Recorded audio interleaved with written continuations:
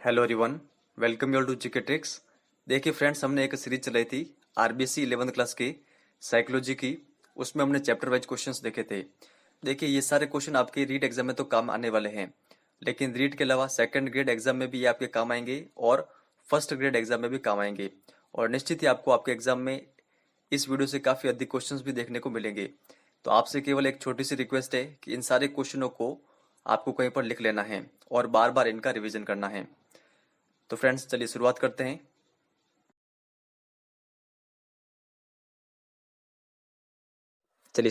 हैं। यहाँ पर हमारा फर्स्ट क्वेश्चन दे रखा है, मनोविज्ञान व्यवहार एवं मानसिक प्रक्रियाओं का वैज्ञानिक अध्ययन है। उक्त कथन है मेयर, सेंट्रोक, सिसरेली या फिर सभी। तो मनोविज्ञान की यह परिभाषा किसके द्वारा दी गई आप बताएं। तो यहाँ पर जो परिभाषा दे रखी है, मनोविज्ञान व्यवहार एवं मानसिक प्रक्रियाओं का वैज्ञानिक अध्ययन है, ये इन सभी की परिभाषाएं हैं, मेयर, सेंट्रोक, सिसरेली। तो सभी हमारा करेक्ट आंसर होगा। तो ये आप कंटेस्टली ध्यान रखिएगा, अधिकतर ये पुस्तकों में दे नहीं रखी है। आरबीएससी 11th क्लास की जो आपका फर्स्ट चैप्टर है उसमें इसका वर्णन किया हुआ है। आगे देखते फिर, किसने मन तथा शरीर दोनों को अलग अलग माना है और कहा कि इन दोनों में किसी भी प्रकार का संबंध नहीं होता। तो ये ऐसा कौन है? अगस्टाइन और थॉमस, लिवनिज, स्पिनोजा या फिर देकार्ते। तो यहाँ पर जो हमारा करेक्ट आंसर होगा, मन तथा शरीर इन दोनों को अलग अलग माना है अगस्टाइन और थॉमस इन दोनों ने।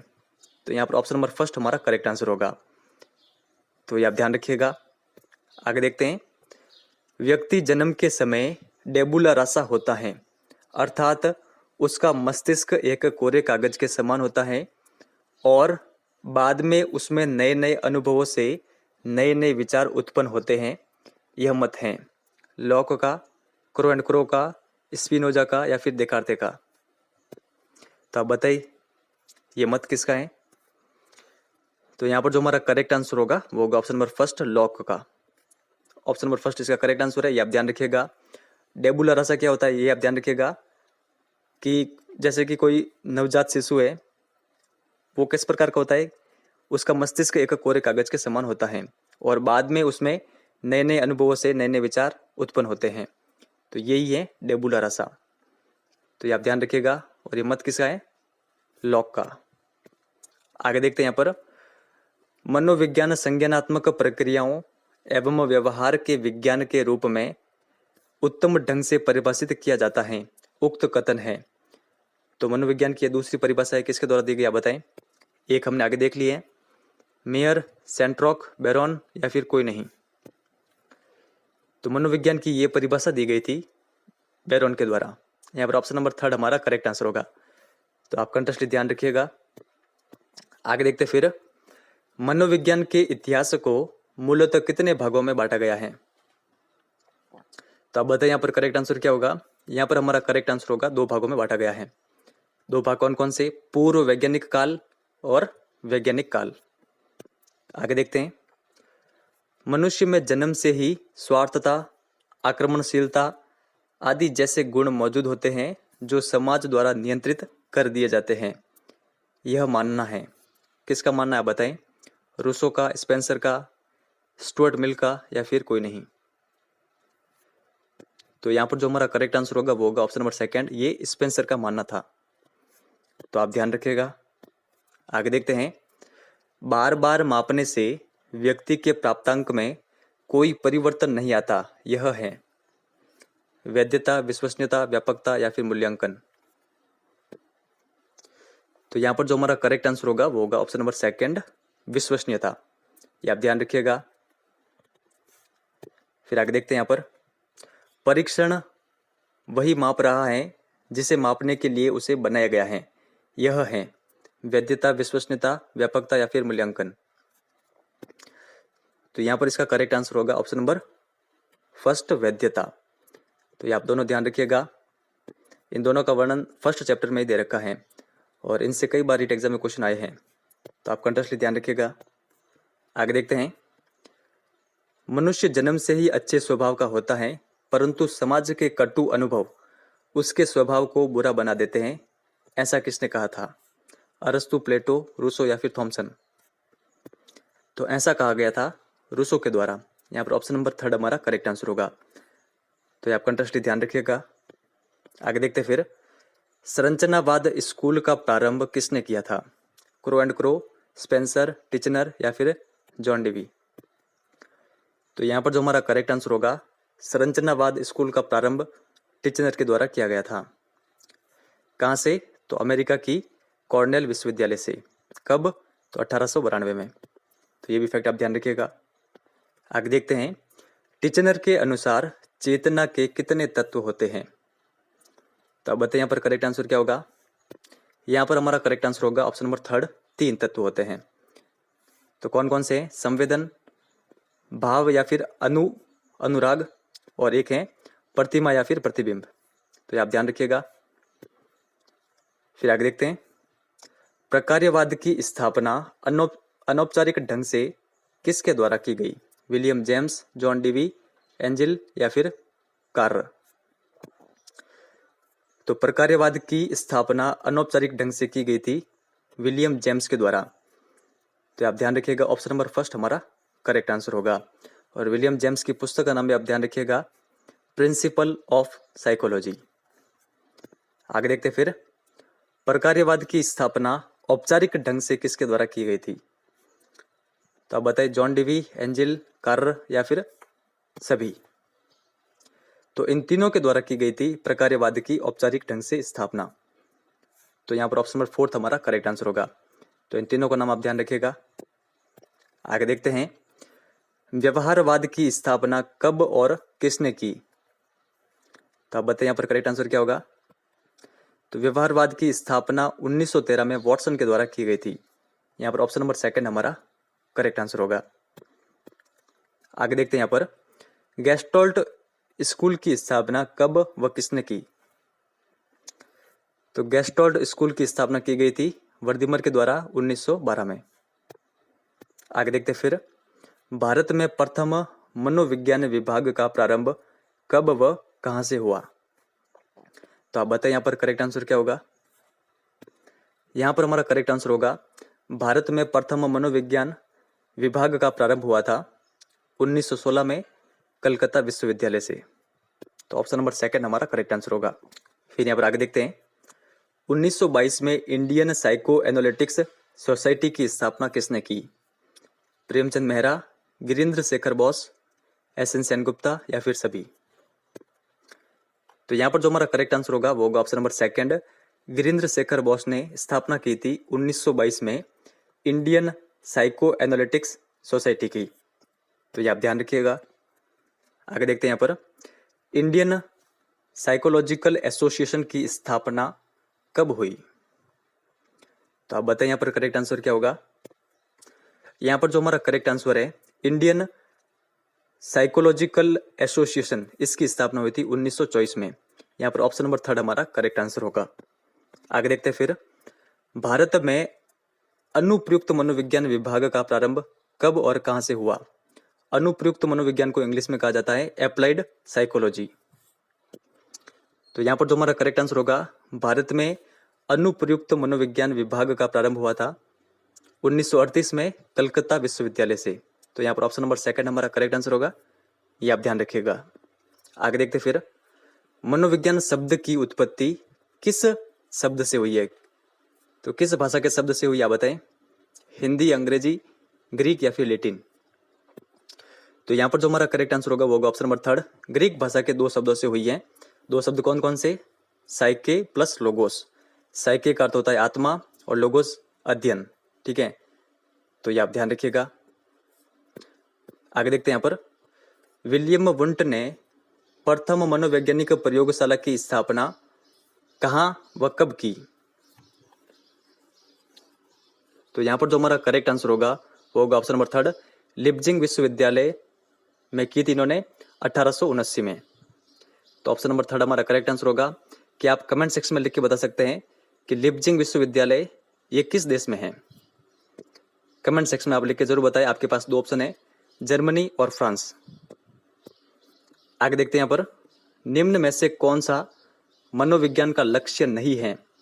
मापन एवं वर्णन, व्याख्या, पूर्व अनुमान एवं नियंत्रण या फिर परीक्षण।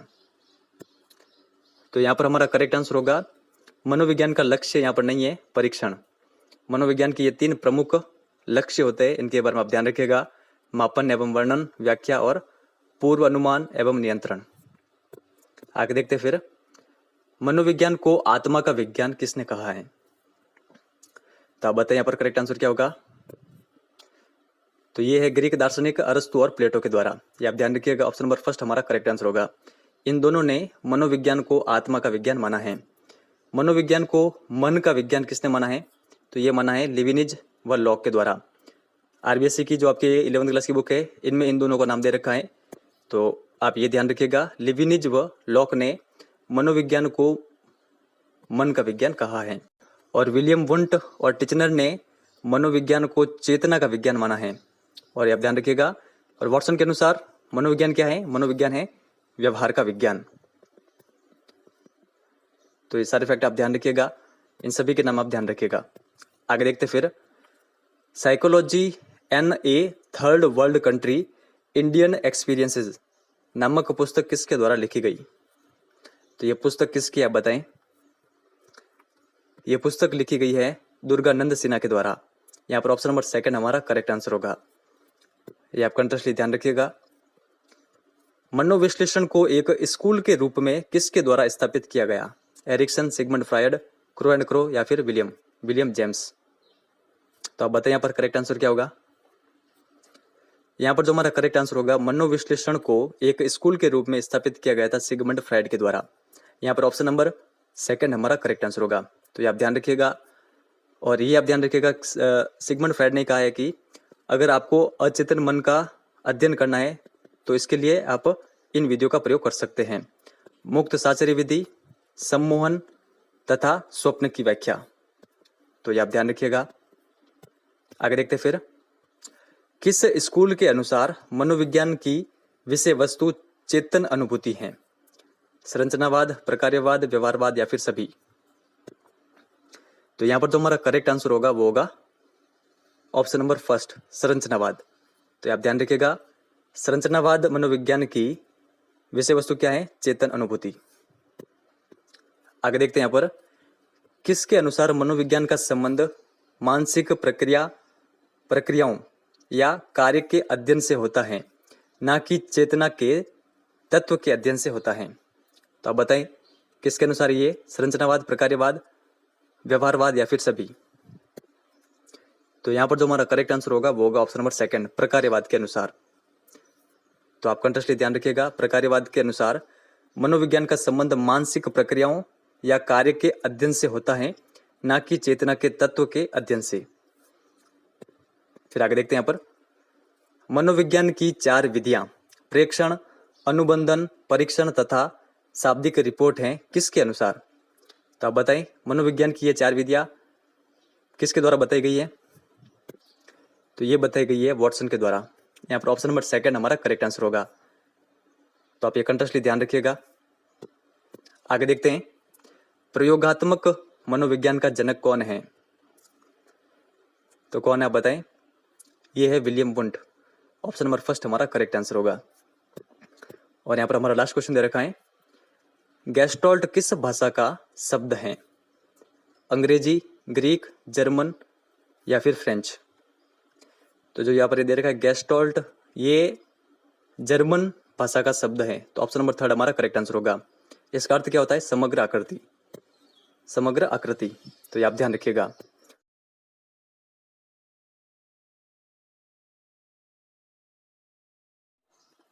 यहाँ पर हमारा फर्स्ट क्वेश्चन दे रखा है, प्रेक्षण के कितने प्रकार होते हैं? 1, 2, 3 या फिर 4। तो आप बताएं यहाँ पर करेक्ट आंसर क्या होगा। यहाँ पर जो हमारा करेक्ट आंसर होगा, प्रेक्षण के प्रकार होते हैं 3। 3 प्रकार कौन कौन से हैं? एक है सहभागी प्रेक्षण, आप ध्यान रखिएगा, प्रेक्षण को इंग्लिश में ऑब्जर्वेशन कहते हैं। एक है सहभागी, एक होता है असहभागी प्रेक्षण, और एक होता है स्वाभाविक प्रेक्षण। तो यहाँ पे कंटेक्स्टली ध्यान रखिएगा, ये 3 प्रकार होते हैं प्रेक्षण के। फिर आगे देखते हैं, साक्षात्कार आमने सामने किया गया एक संवादोचित आदान प्रदान है जहां एक व्यक्ति दूसरे व्यक्ति से कुछ सूचनाएं प्राप्त करता है, उक्त कथन है। तो ये परिभाषा किसकी आप बताएं? कलिंगर, डेजिन, टाइडमैन या फिर कोई नहीं। तो यहाँ पर जो ये साक्षात्कार की परिभाषा दे रखी है ये दी गई थी डेजिन के द्वारा। यहाँ पर ऑप्शन नंबर सेकंड हमारा करेक्ट आंसर होगा, तो ये आप ध्यान रखिएगा। फिर यहाँ पर आगे देखते हैं, निरीक्षण विधि में अध्ययन किया जाता है वयस्कों का, अपाहिजों का, पशुओं का या फिर सभी का। तो यहाँ पर जो हमारा करेक्ट आंसर होगा, निरीक्षण विधि में इन सभी का अध्ययन किया जाता है। वयस्कों का, छोटे बच्चों का भी इसमें अध्ययन किया जाता है, अपाहिजों का भी किया जाता है, और जो पागल लोग होते हैं उनका भी निरीक्षण विधि के तहत अध्ययन किया जाता है, पशुओं का भी इसमें अध्ययन किया जाता है। तो सभी हमारा करेक्ट आंसर होगा, तो ये आप ध्यान रखिएगा। आगे देखते हैं यहाँ पर, केस स्टडी विधि के जनक कौन है? इसका अन्य नाम है व्यक्ति इतिहास विधि, ये आप ध्यान रखिएगा। तो आप बताइए इसके जनक कौन है? इसके जनक है टाइडमैन। यहाँ पर ऑप्शन नंबर थर्ड हमारा करेक्ट आंसर होगा, तो ये आप ध्यान रखिएगा। फिर आगे देखते हैं यहाँ पर, यदि अध्ययनकर्ता भीड़ व्यवहार का अध्ययन करना चाहता है तो वह कौन सी विधि का प्रयोग करेगा? साक्षात्कार विधि, निरीक्षण विधि, प्रयोगात्मक विधि या फिर कोई नहीं। तो अब बताइए यहाँ पर करेक्ट आंसर क्या होगा? यहाँ पर जो हमारा करेक्ट आंसर होगा, यदि अध्ययनकर्ता को भीड़ के व्यवहार का अध्ययन करना है तो वो प्रयोग करेगा निरीक्षण विधि का, ऑब्जर्वेशन मेथड का। तो यहाँ पर ऑप्शन नंबर सेकंड हमारा करेक्ट आंसर होगा, ये आप ध्यान रखिएगा। आगे देखते हैं यहाँ पर, किस विधि को नैदानिक विधि भी कहा जाता है? केस स्टडी विधि, प्रेक्षण विधि, साक्षात्कार विधि या फिर आत्मनिष्ठ विधि। तो यहाँ पर इसका करेक्ट आंसर है, जो केस स्टडी विधि है इसको नैदानिक विधि भी कहा जाता है। तो यहाँ पर ऑप्शन नंबर फर्स्ट हमारा करेक्ट आंसर होगा। साक्षात्कार आमने सामने की अंतर्व्यक्तिक भूमिका परिस्थिति होती है जिसमें एक साक्षात्कार देने वाले व्यक्ति के शोध समस्या से संबंधित उत्तरों की प्राप्ति के लिए प्रश्न करता है। उक्त परिभाषा किसके द्वारा दी गई? कलिंगर, डेजिन, टाइडमैन या फिर कोई नहीं। तो यहाँ पर जो ये साक्षात्कार की परिभाषा दे रखी है ये दी गई थी कर्लिंगर के द्वारा। यहाँ पर ऑप्शन नंबर फर्स्ट हमारा करेक्ट आंसर होगा, तो ये आप कंटेस्टली ध्यान रखिएगा। नेक्स्ट आगे दे रखा है, किसी भी मनोवैज्ञानिक प्रयोग में मुख्यतः कितने चर होते हैं? 1, 2, 3 या फिर 4। तो यहाँ पर जो हमारा करेक्ट आंसर होगा, किसी भी मनोवैज्ञानिक प्रयोग में मुख्यतः जो चर होते हैं वो होते हैं 3। कौन कौन से? एक होता है स्वतंत्र चर, एक होता है आश्रित चर और एक होता है संगत या नियंत्रण चर। तो ये आप ध्यान रखिएगा। नॉर्मली हमें पता है स्वतंत्र चर, आश्रित चर और एक होता है मध्यस्थ चर, लेकिन इस पुस्तक में ये दे रखा है तो ये भी आपको ध्यान में होना चाहिए, संगत या फिर नियंत्रण चर। फिर यहाँ पर आगे देखते हैं, अंतर्दर्शन विधि का प्रतिपादन किसके द्वारा किया गया था? कर्लिंगर, डेजिन, टाइडमैन, विलियम वुंट व टिचनर। तो यहाँ पर जो हमारा करेक्ट आंसर होगा, अंतर्दर्शन विधि का प्रतिपादन किया गया था विलियम वुंट व टिचनर के द्वारा। तो यहाँ पर ऑप्शन नंबर फोर्थ हमारा करेक्ट आंसर होगा, तो ये आप ध्यान रखिएगा। निरीक्षण विधि का अन्य नाम क्या है? केस स्टडी विधि, प्रेक्षण विधि, साक्षात्कार विधि या फिर आत्मनिष्ठ विधि। तो यहाँ पर जो हमारा करेक्ट आंसर है वो है ऑप्शन नंबर सेकंड, प्रेक्षण विधि निरीक्षण विधि का अन्य नाम है। साक्षात्कार संदर्भ किसी तरह के नियंत्रण व चेतन प्रतिबंध से जहां तक संभव हो मुक्त या स्वतंत्र रहता है। उक्त कथन है ब्लैक व चैंपियन का, यंग का, विलियम जेम्स या फिर कोई नहीं। तो आप बताइए साक्षात्कार के संबंध में यह कथन किसके द्वारा दिया गया? तो ये दिया गया है ब्लैक व चैंपियन के द्वारा। यहाँ पर ऑप्शन नंबर फर्स्ट हमारा करेक्ट आंसर होगा, तो ये आप ध्यान रखिएगा। आगे देखते हैं, कार्य या उद्देश्य के आधार पर साक्षात्कार के कितने प्रकार होते हैं? 3, 5, 7 या फिर 9। तो कार्य या उद्देश्य के आधार पर साक्षात्कार के 5 प्रकार होते हैं, और ये 5 प्रकार कौन कौन से ये आप ध्यान रखिएगा। फर्स्ट है नैदानिक साक्षात्कार, सेकंड है शोध साक्षात्कार, थर्ड होता है निदानात्मक साक्षात्कार, फोर्थ है चयन साक्षात्कार और पांचवा है केंद्रित साक्षात्कार। तो ये आप ध्यान रखिएगा किसके आधार पर है, तो ये भी आप ध्यान रखिएगा कार्य या उद्देश्य के आधार पर। ये 5 प्रकार होते हैं साक्षात्कार के। नेक्स्ट आगे है मनोविज्ञान की सबसे पहली व पुरानी विधि कौन सी है? अंतर्निरीक्षण विधि, खोज विधि, अनुदेशन विधि या फिर केस स्टडी विधि। तो आप बताएं यहाँ पर करेक्ट आंसर क्या होगा। तो यहाँ पर जो हमारा करेक्ट आंसर है मनोविज्ञान की सबसे पहली व पुरानी जो विधि है वो है अंतर्निरीक्षण विधि। यहाँ पर ऑप्शन नंबर फर्स्ट हमारा करेक्ट आंसर होगा। ये आप ध्यान रखिएगा। निम्न में से कौन सी कमी निरीक्षण विधि की है? तो आपको यहाँ पर निरीक्षण विधि का दोष बताना है। ऑप्शन देखते हैं।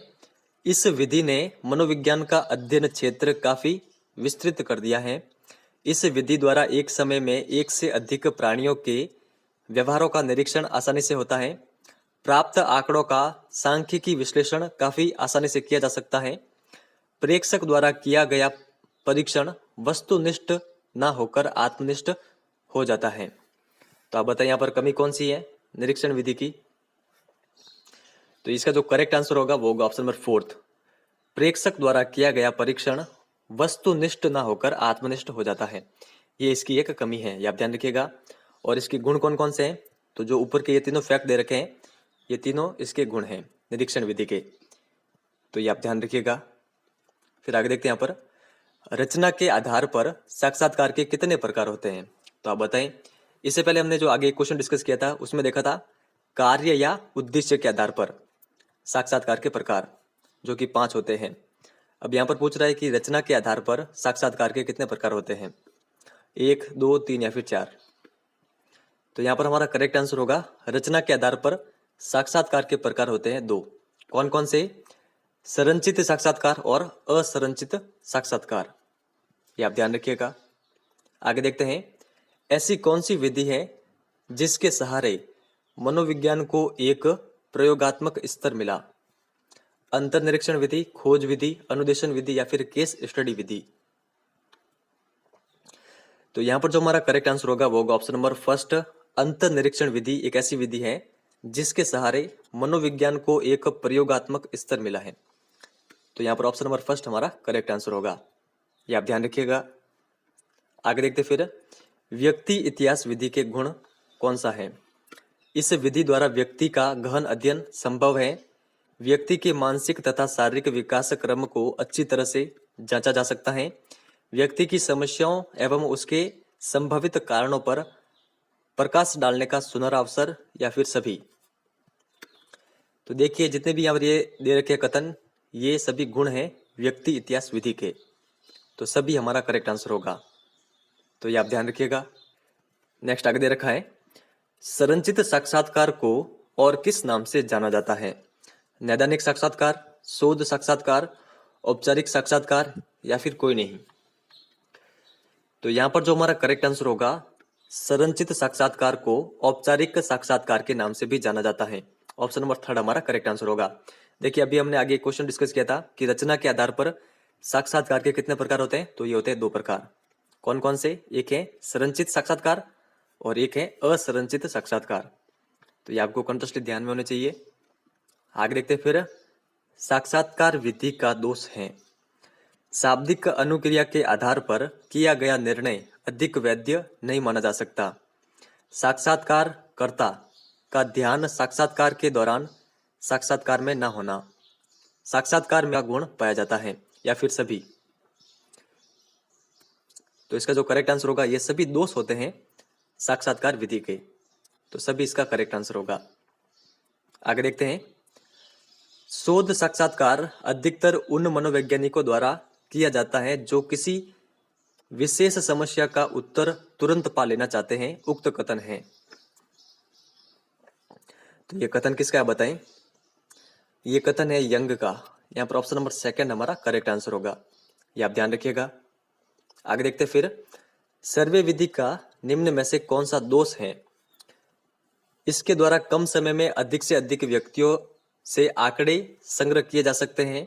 इससे प्राप्त निष्कर्ष में सामान्यकरण का गुण अधिक होता है। इसका प्रयोग शिशुओं पर नहीं किया जा सकता या फिर सभी। तो यहाँ पर जो हमारा करेक्ट आंसर होगा सर्वे विधि का जो यहाँ पर दोष है वो होगा ऑप्शन नंबर थर्ड, इसका प्रयोग शिशुओं पर नहीं किया जा सकता। ये इसका एक दोष है। जो ऊपर ये दो कथन दे रखे हैं ये सर्वे विधि के गुण हैं, तो ये आप ध्यान रखिएगा। आगे देखते हैं यहाँ पर मनोविज्ञान की सबसे प्रमुख और वैज्ञानिक विधि यहाँ पर कौन सी आपको बतानी है। सर्वे विधि, प्रयोगात्मक विधि, साक्षात्कार विधि या फिर केस स्टडी विधि। तो मनोविज्ञान की सबसे प्रमुख और वैज्ञानिक विधि है प्रयोगात्मक विधि। यहाँ पर ऑप्शन नंबर सेकंड इसका करेक्ट आंसर है। प्रयोगात्मक विधि के गुण हैं प्राप्त निष्कर्ष की आंतरिक वैधता काफी अधिक होती है, प्रयोगात्मक विधि में पुनरावृत्ति का गुण होता है, प्रयोगात्मक विधि काफी वस्तुनिष्ठ होती है या फिर सभी। तो यहाँ पर हमारा करेक्ट आंसर होगा प्रयोगात्मक विधि के ये सभी गुण होते हैं, तो सभी इसका करेक्ट आंसर होगा। तो आप ध्यान रखिएगा। देखिए जो भी आपके एग्जाम है स्पेशली रीट एग्जाम उनमें इस तरह के क्वेश्चन देखे गए हैं, ठीक है, गुण और दोषों वाले। तो आपको इनके गुण दोष के बारे में अच्छे से आना चाहिए। तो मैं आपको सजेस्ट करूंगा कि आप हमारा टेलीग्राम चैनल जरूर ज्वाइन कर लीजिएगा। देखिए टेलीग्राम चैनल पर मैंने जो आपके आरबीएससी की 11th और 12th क्लास की बुक्स हैं उनकी पीडीएफ मैंने प्रोवाइड कर रखी है, तो वो वहाँ से आप डाउनलोड कर लीजिएगा और उनका एक दो बार रीडिंग जरूर करिएगा, इंपॉर्टेंट है। नेक्स्ट यहाँ पर आगे देखते हैं ऐसा किसका मानना था कि प्रयोग से प्राप्त निष्कर्ष कृत्रिम प्रयोगात्मक परिस्थिति तक सीमित हैं तथा उनका सामान्यकरण वास्तविक स्वाभाविक परिस्थितियों के व्यवहार के बारे में नहीं किया जा सकता है। तो आप बताइए यहाँ पर करेक्ट आंसर क्या होगा। देखिए जो यहाँ पर एक कथन दे रखा है ये किसके संबंध में है, जो प्रयोगात्मक विधि है उसके दोष के संबंध में, ठीक है, उसमें दोष दर्शाए गए हैं इस कथन के माध्यम से। मॉर्गन, किंग, रॉबिन्सन या फिर सभी। तो ऐसा मानना था इन सभी का, मॉर्गन का भी, किंग का भी और रॉबिन्सन का भी। तो आप ध्यान रखिएगा इनका क्या मानना था कि प्रयोग से जो प्राप्त निष्कर्ष होते हैं वे कृत्रिम प्रयोगात्मक परिस्थितियों तक ही सीमित रहते हैं, उनका सामान्यकरण वास्तविक स्वाभाविक परिस्थितियों के व्यवहार के बारे में नहीं किया जा सकता है। तो ये आप ध्यान रखिएगा। और हमारे यहाँ पर लास्ट क्वेश्चन है चरों पर सख्त नियंत्रण करने की क्षमता ही प्रयोगात्मक विधि को प्रेक्षण के अन्य विधियों से अलग करती है। तो ये किसके द्वारा कहा गया बताएं, एटकिंसन, हिलगार्ड, मैकडूगल या फिर एक और दो दोनों। तो ऐसा कहा गया था इन दोनों के द्वारा, एटकिंसन और हिलगार्ड के द्वारा। तो यहाँ पर फोर्थ नंबर ऑप्शन हमारा करेक्ट आंसर होगा।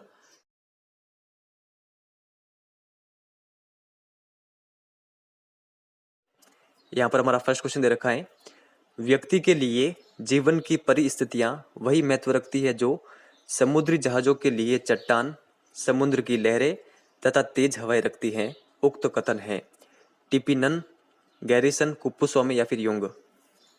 तो आप बताइए यह कथन किसका है।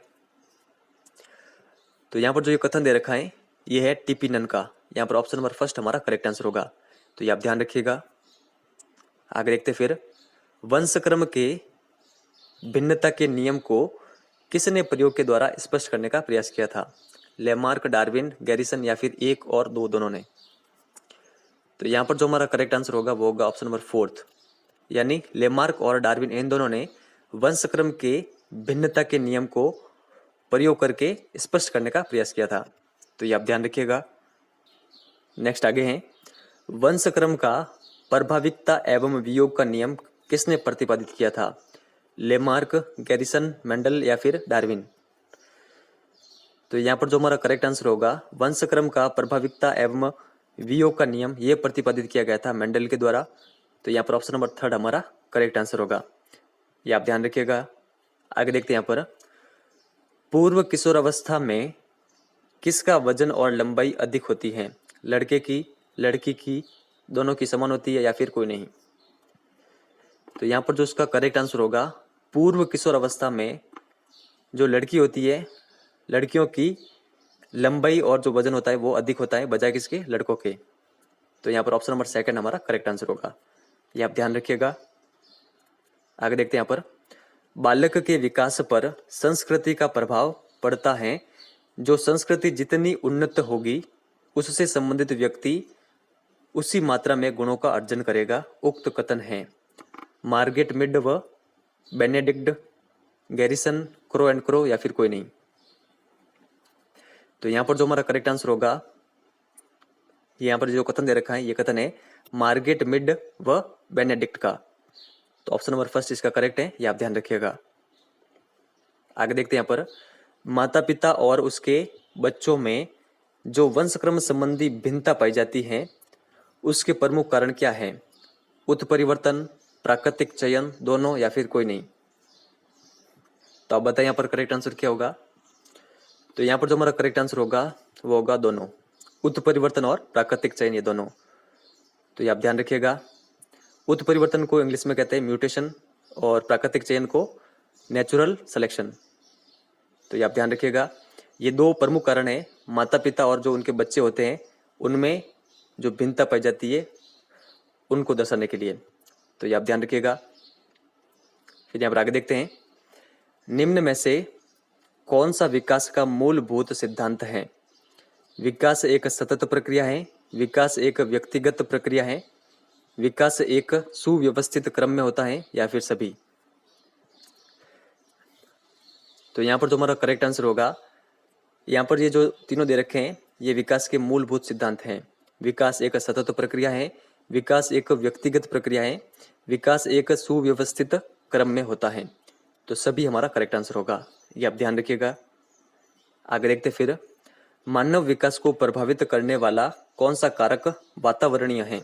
भोजन, शुद्ध वायु एवं प्रकाश, संस्कृति, समाज व परिवार या फिर सभी। तो आप बताएं यहाँ पर करेक्ट आंसर क्या होगा। यहाँ पर हमारा करेक्ट आंसर है सभी, यानी जो ये सभी यहाँ पर कारक दे रखे हैं ये सभी वातावरणीय कारक हैं जो मानव के विकास को प्रभावित करते हैं। तो ये आप ध्यान रखिएगा। आगे देखते फिर, वातावरण और वंशक्रम हैं एक दूसरे के समान, एक दूसरे के विपरीत, एक दूसरे के पूरक या फिर कोई नहीं। तो यहाँ पर जो हमारा करेक्ट आंसर होगा वो होगा ऑप्शन नंबर थर्ड, ये दोनों एक दूसरे के पूरक हैं। आगे देखते हैं, वंशक्रम के बीजकोश की निरंतरता का नियम किसने दिया था? लेमार्क, डार्विन, बिजमैन या फिर गॉल्टन। तो यहाँ पर जो इसका करेक्ट आंसर है, बीजकोश की निरंतरता का नियम ये दिया गया था बिजमैन के द्वारा। यहाँ पर ऑप्शन नंबर थर्ड हमारा करेक्ट आंसर होगा। फिर यहाँ पर आगे देखते हैं, मानव शरीर का निर्माण केवल एक कोशिका से होता है, इसको क्या कहते हैं? गुणसूत्र, जीन, जाइगोट या फिर कोई नहीं। तो इसको कहा जाता है जाइगोट। यहाँ पर ऑप्शन नंबर थर्ड हमारा करेक्ट आंसर होगा, ये आप ध्यान रखिएगा। आगे देखते फिर यहाँ पर, किस नियम के अनुसार, यहाँ पर ये बालक है, बालक अपने माता पिता के विशिष्ट गुणों के बजाय सामान्य गुणों को ग्रहण करते हैं? समानता का नियम, भिन्नता का नियम, प्रत्यागमन का नियम या फिर सभी।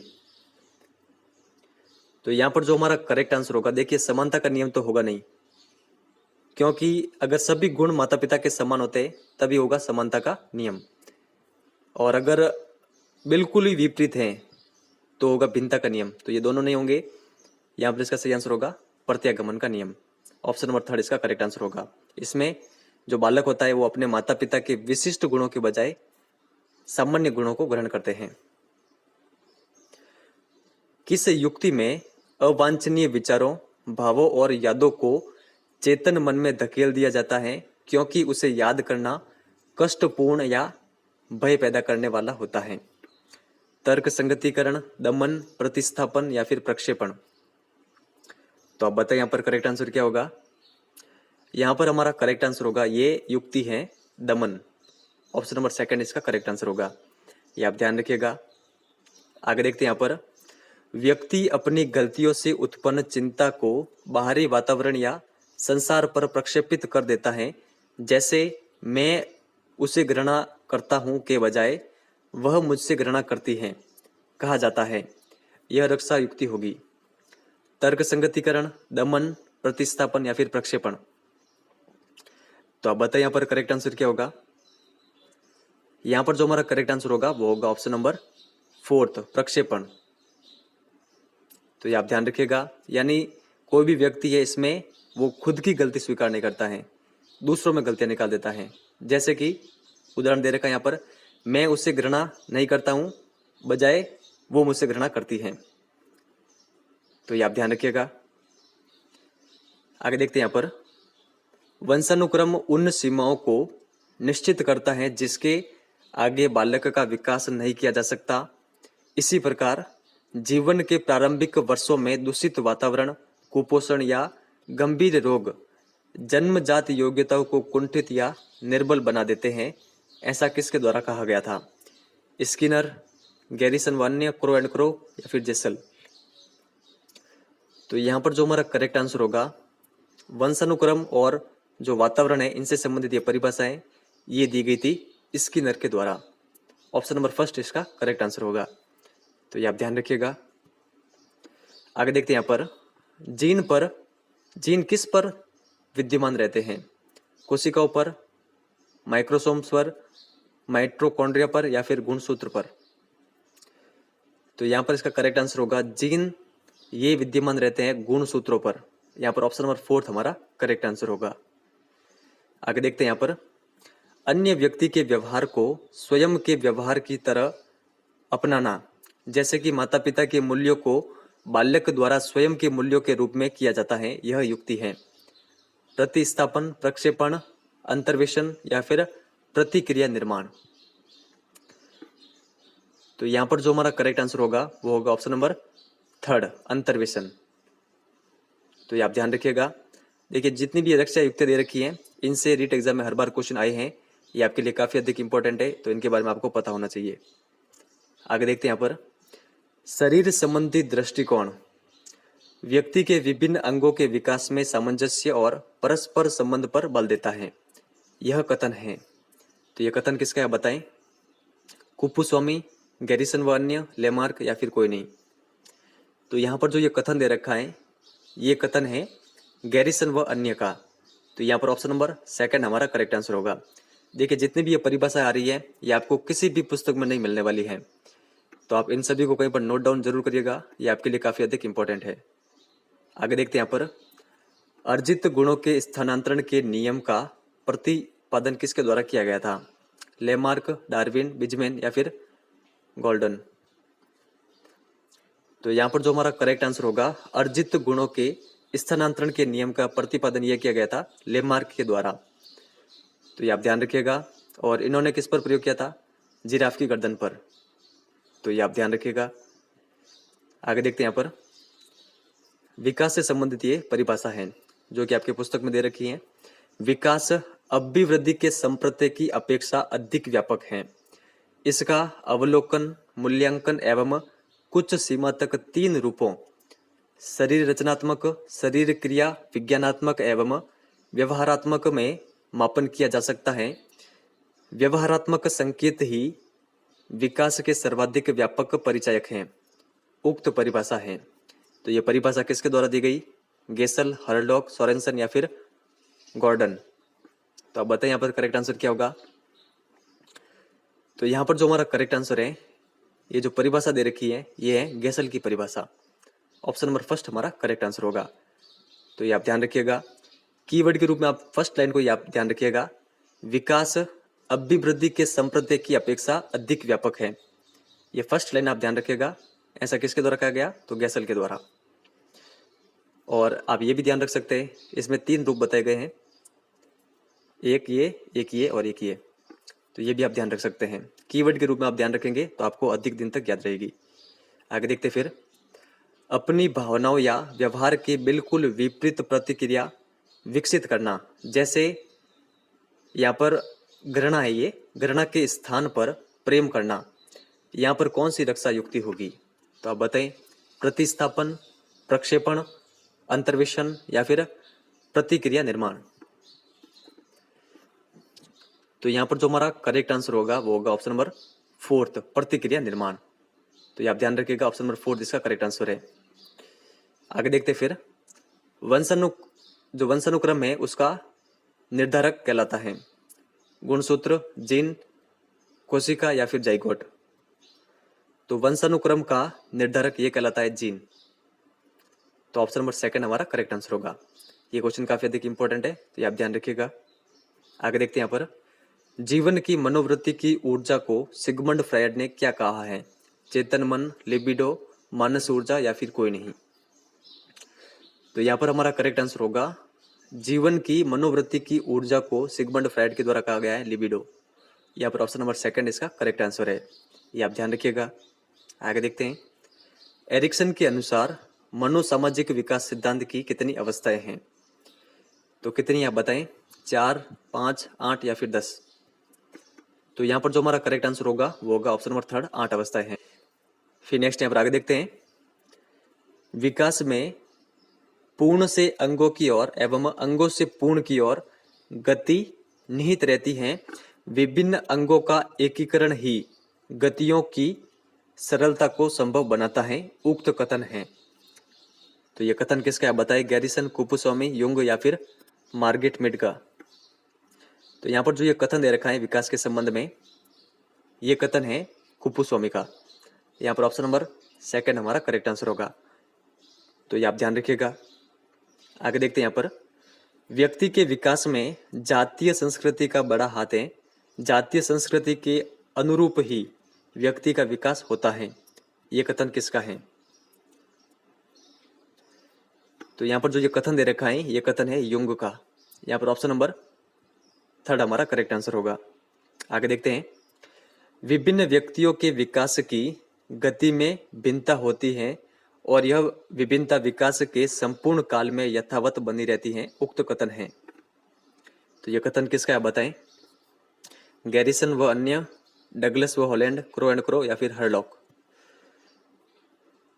तो यहाँ पर जो हमारा करेक्ट आंसर होगा ये होगा ऑप्शन नंबर सेकंड, डगलस व हॉलैंड, इन दोनों का ये कथन है। आगे देखते हैं। व्यक्ति का विकास एक ऐसी प्रक्रिया है जिसका प्रारंभ जन्म के समय से ही हो जाता है और यह तब तक चलती रहती है जब तक व्यक्ति पूर्णता को प्राप्त नहीं कर लेता। दूसरे शब्दों में विकास व्यक्ति के अधिकतम संगठन और एकीकरण की पूर्णता की प्रक्रिया है। तो विकास के संबंध में यह परिभाषा किसके द्वारा दी गई आप बताएं। तो यहाँ पर जो हमारा करेक्ट आंसर होगा ये परिभाषा दी गई थी गॉर्डन के द्वारा। यहाँ पर ऑप्शन नंबर फोर्थ हमारा करेक्ट आंसर होगा। देखिए आगे हमने गैसल की परिभाषा देख ली विकास के संबंध में, और जो हमने आरबीएससी मनोविज्ञान की 11वीं क्लास की पुस्तक के जो फर्स्ट वीडियो देखा था, फर्स्ट वीडियो में विकास से संबंधित 2 परिभाषाएं देखी थी, हरलॉक और सोरेनसन की। वो मैं वापस रिपीट नहीं कर रहा हूँ। मैंने आपको उस टाइम से ही बोल दिया था कि इन सभी क्वेश्चनों का आप कहीं पर संकलन कर लें, ठीक है, इनको लिख लें। जब भी आपका एग्जाम हो तब आप इनका एक बार रीडिंग करके जरूर जाइएगा, ये आपको काफ़ी अधिक हेल्प देंगे। तो मैं वापस नहीं ले रहा हूँ ताकि ये रिपीटेशन नहीं हो। तो यहाँ पर जो ये परिभाषा दे रखी है ये किसकी है, गॉर्डन की। आगे देखते हैं। यहाँ पर जब बालक विकास की एक अवस्था से दूसरी अवस्था में प्रवेश करता है तब हम उसमें कुछ परिवर्तन देखते हैं। अध्ययनों ने सिद्ध कर दिया है कि यह परिवर्तन निश्चित सिद्धांतों के अनुसार होते हैं और इन्हीं को विकास के सिद्धांत कहते हैं। तो ये परिभाषा किसकी है, विकास के सिद्धांत की ये परिभाषा दी है। तो किसने दी आप बताएं। तो ये परिभाषा दी गई थी गैरिसन व अन्य के द्वारा। आगे देखते हैं। यहाँ पर ये हमारा लास्ट क्वेश्चन है। आपका जितना भी स्कोर आए वो आप कमेंट सेक्शन में जरूर शेयर करें। विकास से प्रक्रियाओं की निरंतरता का सिद्धांत केवल इस तथ्य पर बल देता है कि व्यक्ति में कोई आकस्मिक परिवर्तन नहीं होता, उक्त कथन है। स्किनर, गैरिसन व अन्य, क्रो एंड क्रो या फिर जेसल। तो अब बताइए यहाँ पर करेक्ट आंसर क्या होगा। तो यहाँ पर जो हमारा करेक्ट आंसर है वो है ऑप्शन नंबर फर्स्ट, स्किनर की यह परिभाषा है।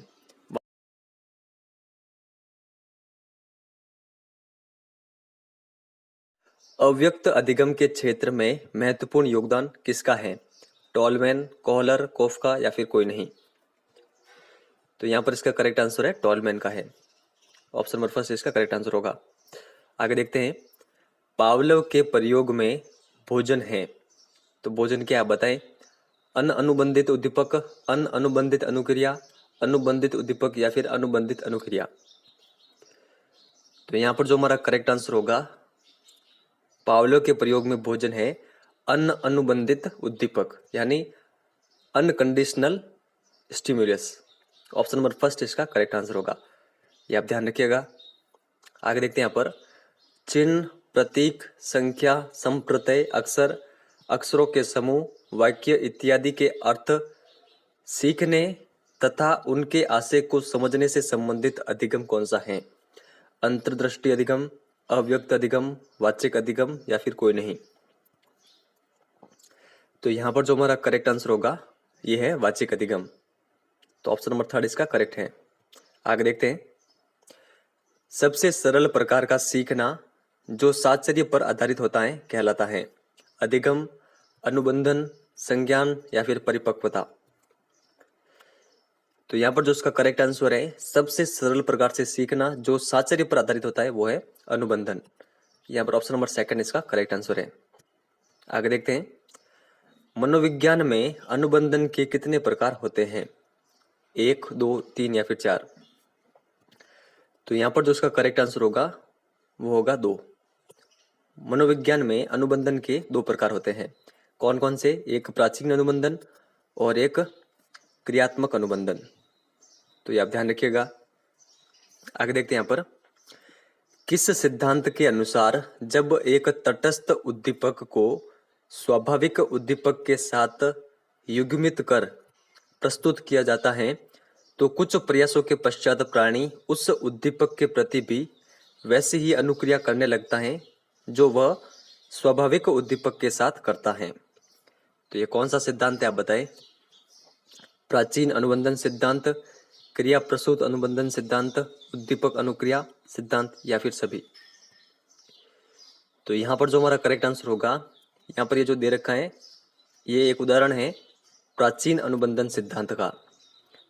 तो ये आप ध्यान रखिएगा, यहाँ पर ऑप्शन नंबर फर्स्ट हमारा करेक्ट आंसर होगा। फिर आगे देखते हैं, अधिगम को प्रभावित करने वाला कारक है?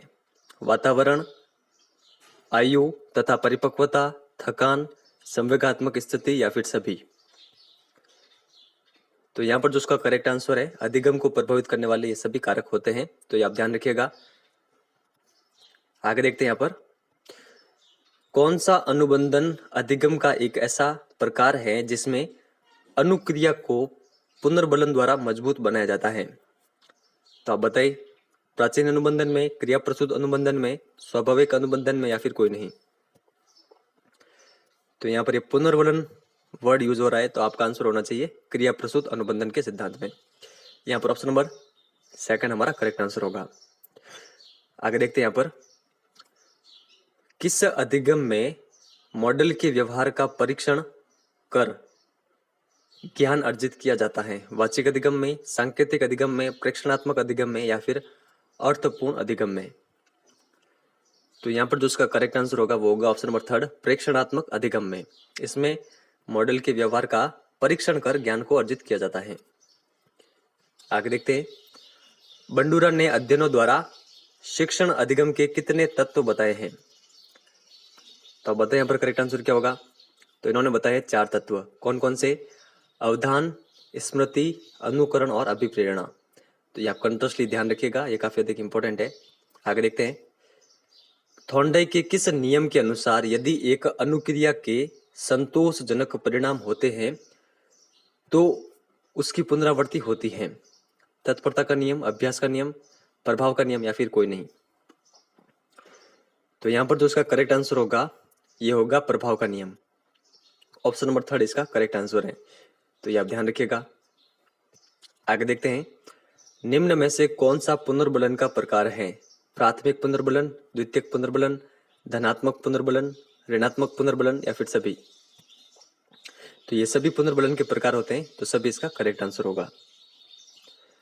व्यवहार या व्यवहार की क्षमता में तुलनात्मक रूप से स्थायी परिवर्तन क्या कहलाता है जो अनुभव तथा अभ्यास के कारण होता है? चिंतन, अभिप्रेरणा, प्रतिमान या फिर अधिगम? तो यहाँ पर जो इसका करेक्ट आंसर होगा ये होगा अधिगम कहलाता है। ऑप्शन नंबर फोर्थ इसका करेक्ट आंसर होगा। आगे देखते फिर, निम्न में से किस मनोवैज्ञानिक ने कबूतर पर अपना प्रयोग किया था? B.F. Skinner, I.P. पावलोव, हल या फिर थॉर्नडाइक? तो इसका जो करेक्ट आंसर है वो है option number first, B.F. Skinner ने कबूतर पर अपना प्रयोग किया था। और इन्होंने चूहे पर भी अपना प्रयोग किया था, तो ये भी आप ध्यान रखिएगा।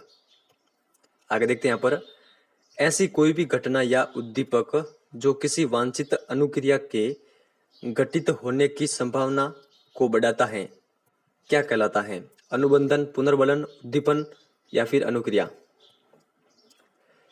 तो यहाँ पर जो ये परिभाषा दे रखी है, ये परिभाषा है पुनर्बलन की। यहाँ पर ऑप्शन नंबर सेकंड हमारा करेक्ट आंसर होगा, ये आप ध्यान रखिएगा।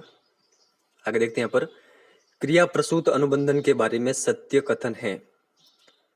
अनुक्रिया ऐच्छिक होती है, प्राणी सक्रिय होता है, एक सही अनुक्रिया के पश्चात पुनर्बलन की प्रत्याशा होती है, या फिर सभी। तो यहाँ पर जो हमारा करेक्ट आंसर होगा वो होगा सभी। ये सभी जो कथन दे रखे हैं ये सभी सत्य कथन है क्रिया प्रसूत अनुबंधन के बारे में। तो ये आप ध्यान रखिएगा, इसमें प्राणी सक्रिय रहता है, जो अनुक्रिया होती है वो ऐच्छिक होती है, और एक सही अनुक्रिया के पश्चात पुनर्बलन की प्रत्याशा होती है। आगे देखते हैं फिर, निम्न में से किस मनोवैज्ञानिक ने भूखी बिल्ली पर अपना प्रयोग किया था? तो आपके सामने ऑप्शन दे रखे हैं। तो यहाँ पर जो इसका करेक्ट आंसर है वो है थॉर्नडाइक ने किया था। नेक्स्ट आगे देखते हैं, आप एक कविता बार बार दोहरा कर सीखते हैं, यहाँ पर सीखते हैं, अध्यापक के कहने पर आप उस कविता को सुना देते हैं। कविता का यह सुनाना क्या कहलाता है? अधिगम, निष्पादन, पुनर्बलन या फिर कोई नहीं। तो यहाँ पर इसका करेक्ट आंसर होगा निष्पादन। ये शब्द आपको हार्ड लग सकता है, लेकिन जो इसकी इंग्लिश है वो है परफॉर्मेंस। जब भी आपका रीड का एग्जाम हो, अगर आपको किसी वर्ड की हिंदी समझ में नहीं आए तो आप उसकी इंग्लिश जरूर देखेगा, ये इंपॉर्टेंट है। तो ये आप ध्यान रखिएगा, निष्पादन इसका सही आंसर है। आगे देखते हैं यहाँ पर, सीखी गई अनुक्रिया का लोप होना क्या कहलाता है? विलोप, विभेदन, सामान्यकरण, स्वतः पुनर्प्राप्ति या फिर कोई नहीं। तो यहाँ पर इसका करेक्ट आंसर होगा, सीखी गई अनुक्रिया का लोप होना कहलाता है विलोप।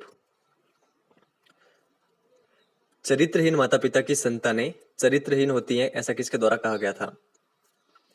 Sigmund Freud, Douglas, Crow and Crow या फिर कोई नहीं। तो यहाँ पर जो इसका करेक्ट आंसर होगा ये होगा ऑप्शन नंबर सेकंड, डगलस की ये परिभाषा है। देखिए यहाँ से जितने भी क्वेश्चन आएंगे वो आपके चैप्टर 4 से संबंधित हैं। कुछ क्वेश्चन छूट गए थे चैप्टर 4 से जो कि इंपॉर्टेंट है, तो वो हम देख लेते हैं। सिगमंड फ्रायड के अनुसार पानी में रखे गए हिमखंड का कौन सा भाग अचेतन मन को दर्शाता है? बाहरी भाग, मध्य वाला भाग, आंतरिक भाग या फिर कोई नहीं।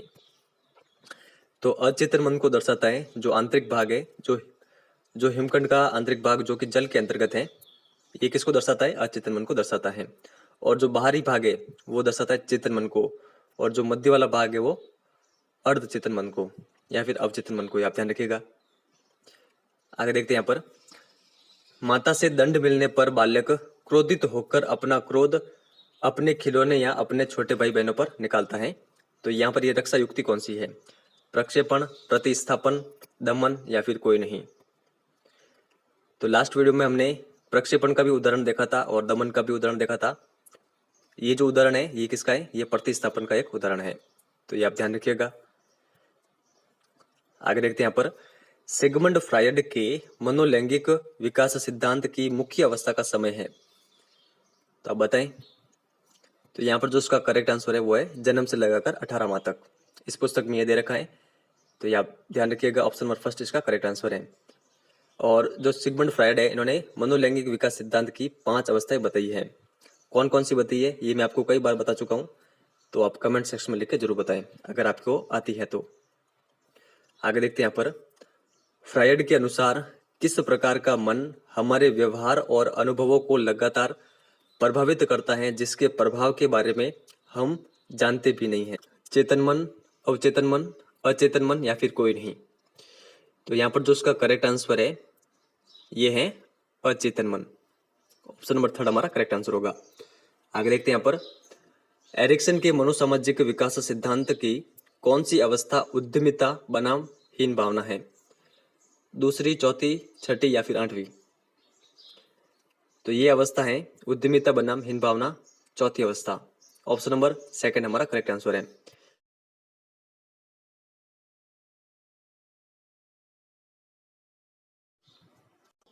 तो यहाँ पर हमारा फर्स्ट क्वेश्चन दे रखा है, जिक बार्डो व रुक ने चिंतन को कितने भागों में बांटा है? 1, 2, 3 या फिर 4? तो यहाँ पर हमारा करेक्ट आंसर होगा ऑप्शन नंबर सेकेंड। जिक बार्डो व रुक ने चिंतन को 2 भागों में बांटा है। ये 2 भाग कौन कौन से है? स्वली चिंतन और एक है यथार्थवादी चिंतन। तो ये आप कंटेक्स्टली ध्यान रखिएगा। नेक्स्ट आगे देखते हैं। स्वप्न, स्वप्न चित्र तथा अभिलाषा किस प्रकार के चिंतन के उदाहरण हैं? स्वली चिंतन, यथार्थवादी चिंतन, अभिसारी चिंतन या फिर कोई नहीं? तो यहां पर जो उसका करेक्ट आंसर होगा वो होगा ऑप्शन नंबर फर्स्ट। ये स्वली चिंतन के उदाहरण हैं। स्वप्न, स्वप्न चित्र, अभिलाषा, ये सभी। तो ये आप ध्यान रखिएगा। आगे देखते हैं। यहाँ पर मनोवैज्ञानिकों ने यथार्थवादी चिंतन को कितने भागों में बांटा है? तो आपके सामने ऑप्शन दे रखे, आप बताइए करेक्ट आंसर क्या होगा। तो मनोवैज्ञानिकों ने यथार्थवादी चिंतन को 3 भागों में बांटा है। तो ये 3 भाग कौन कौन से आप ध्यान रखिएगा। एक है अभिसारी चिंतन, एक है सृजनात्मक चिंतन और एक है आलोचनात्मक चिंतन। तो ये आप कंटेक्स्टली ध्यान रखिएगा। ये तीनों प्रकार है यथार्थवादी चिंतन के। आगे देखते हैं। यहाँ पर चिंतन में संप्रत्ययों, प्रतिज्ञाप्ति तथा प्रतिमाओं का मानसिक जोड़तोड़ होता है, उक्त परिभाषा है। तो यह परिभाषा किसके द्वारा दी गई है बताएं? बैरॉन, सिल्वरमैन, रुक या फिर कोई नहीं? तो यहाँ पर जो हमारा करेक्ट आंसर है, चिंतन की ये परिभाषा दी गई है बैरॉन के द्वारा। तो ये आप ध्यान रखिएगा। कीवर्ड के रूप में आपको यहाँ पर ध्यान रखना इन शब्दों को, संप्रत्ययों, प्रतिज्ञाप्ति तथा प्रतिमाओं का मानसिक जोड़ तोड़। फिर नेक्स्ट यहाँ पर आगे देखते हैं। किस प्रकार के चिंतन को निगमनात्मक चिंतन कहते हैं? अभिसारी चिंतन, सृजनात्मक चिंतन, आलोचनात्मक चिंतन या फिर कोई नहीं? तो यहाँ पर जो इसका करेक्ट आंसर है वो है ऑप्शन नंबर फर्स्ट, अभिसारी चिंतन। फिर आगे देखते हैं। ऐसे व्यक्ति जिन्हें कुछ घटना या वस्तु के बारे में कहने पर वे उनका गुण दोष परखते हैं, तो उनमें किस प्रकार का चिंतन होता है? अभिसारी चिंतन, सृजनात्मक चिंतन, आलोचनात्मक चिंतन या फिर कोई नहीं?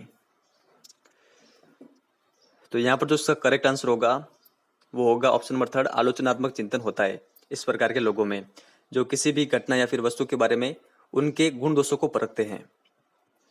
आगे देखते हैं। फिर तर्कना के कितने प्रकार होते हैं? तो आप बताएं यहाँ पर करेक्ट आंसर क्या होगा।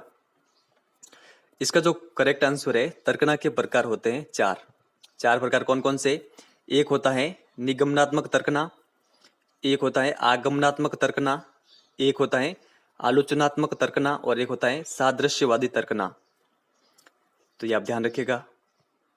नेक्स्ट आगे देखते हैं। यहाँ पर चिंतन एक ऐसी मानसिक प्रक्रिया है जो हम लोगों को उद्दीपक तथा घटनाओं के प्रतीकात्मक प्रतिनिधित्व द्वारा किसी समस्या का समाधान करने में मदद करती है। यह परिभाषा किसकी है? बैरॉन, सिल्वरमैन, रुक या फिर कोई नहीं? तो यहाँ पर जो ये चिंतन की परिभाषा दे रखी है ये दी गई थी सिल्वरमैन के द्वारा। यहाँ पर ऑप्शन नंबर सेकंड हमारा करेक्ट आंसर होगा। ये आप ध्यान रखिएगा। आगे देखते हैं। यहाँ पर किस प्रकार के चिंतन को आगमनात्मक चिंतन कहते हैं? अभिसारी चिंतन, सृजनात्मक चिंतन, आलोचनात्मक चिंतन या फिर कोई नहीं? तो यहाँ पर इसका जो करेक्ट आंसर होगा वो होगा ऑप्शन नंबर सेकंड, सृजनात्मक चिंतन। आगे देखते हैं। आगमनात्मक चिंतन में चिंतक अपनी कल्पना के आधार पर कुछ ऐसी चीजों को जोड़ता है जो प्रस्तुत आंकड़ों से सीधे ज्ञात कर नहीं लिए जा सकते। तो यह परिभाषा किसकी है? बैरॉन, सिल्वरमैन, रुक या फिर कोई नहीं? तो यहां पर जो ये परिभाषा दे रखी है ये परिभाषा है रुक की। ऑप्शन नंबर थर्ड इसका करेक्ट आंसर होगा। ये आप ध्यान रखिएगा। आगे देखते हैं। यहाँ पर मैटलिन के अनुसार समस्या समाधान के कितने पहलू होते हैं? तो कितने होते हैं आप बताएं। तो यहाँ पर जो इसका करेक्ट आंसर होगा वो होगा ऑप्शन नंबर थर्ड, 3 पहलू होते हैं। 3 पहलू कौन कौन से? एक होता है मौलिक, एक होता है लक्ष्य, एक होता है नियम। तो ये आप ध्यान रखिएगा। मौलिक लक्ष्य और नियम, ये समस्या समाधान के पहलू होते हैं। किसके अनुसार? मैटलिन के अनुसार। आगे देखते हैं यहाँ पर, चिंतन में मानसिक रूप से सूचनाओं का जोड़ तोड़ सम्मिलित होता है, विशेषकर जब हम संप्रत्यय का निर्माण करते हैं, समस्याओं का समाधान करते हैं, तर्क करते हैं तथा निर्णय लेते हैं। तो ये परिभाषा किसकी, आप बताएं। तो यहां पर हमारा करेक्ट आंसर होगा ऑप्शन नंबर सेकंड, सेंट्रोक की ये परिभाषा है। आगे देखते हैं यहां पर, यदि रमेश से कहा जाए कि 7 में 5 जोड़ने पर क्या उत्तर आएगा, रमेश इस समस्या को हल करने के लिए किस चिंतन का सहारा लेता है? अपसारी चिंतन, अभिसारी चिंतन, आलोचनात्मक चिंतन या फिर कोई नहीं।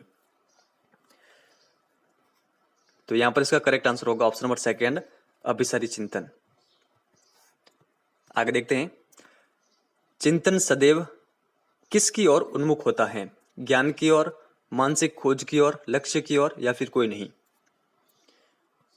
तो यहां पर हमारा करेक्ट आंसर है, चिंतन सदैव उन्मुख होता है लक्ष्य की ओर।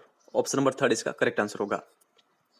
आगे देखते हैं, तर्क चिंतन की वह प्रक्रिया है जिसमें निष्कर्ष होता है अथवा सामान्य नियमों के आधार पर समस्या समाधान होता है, यह कथन है।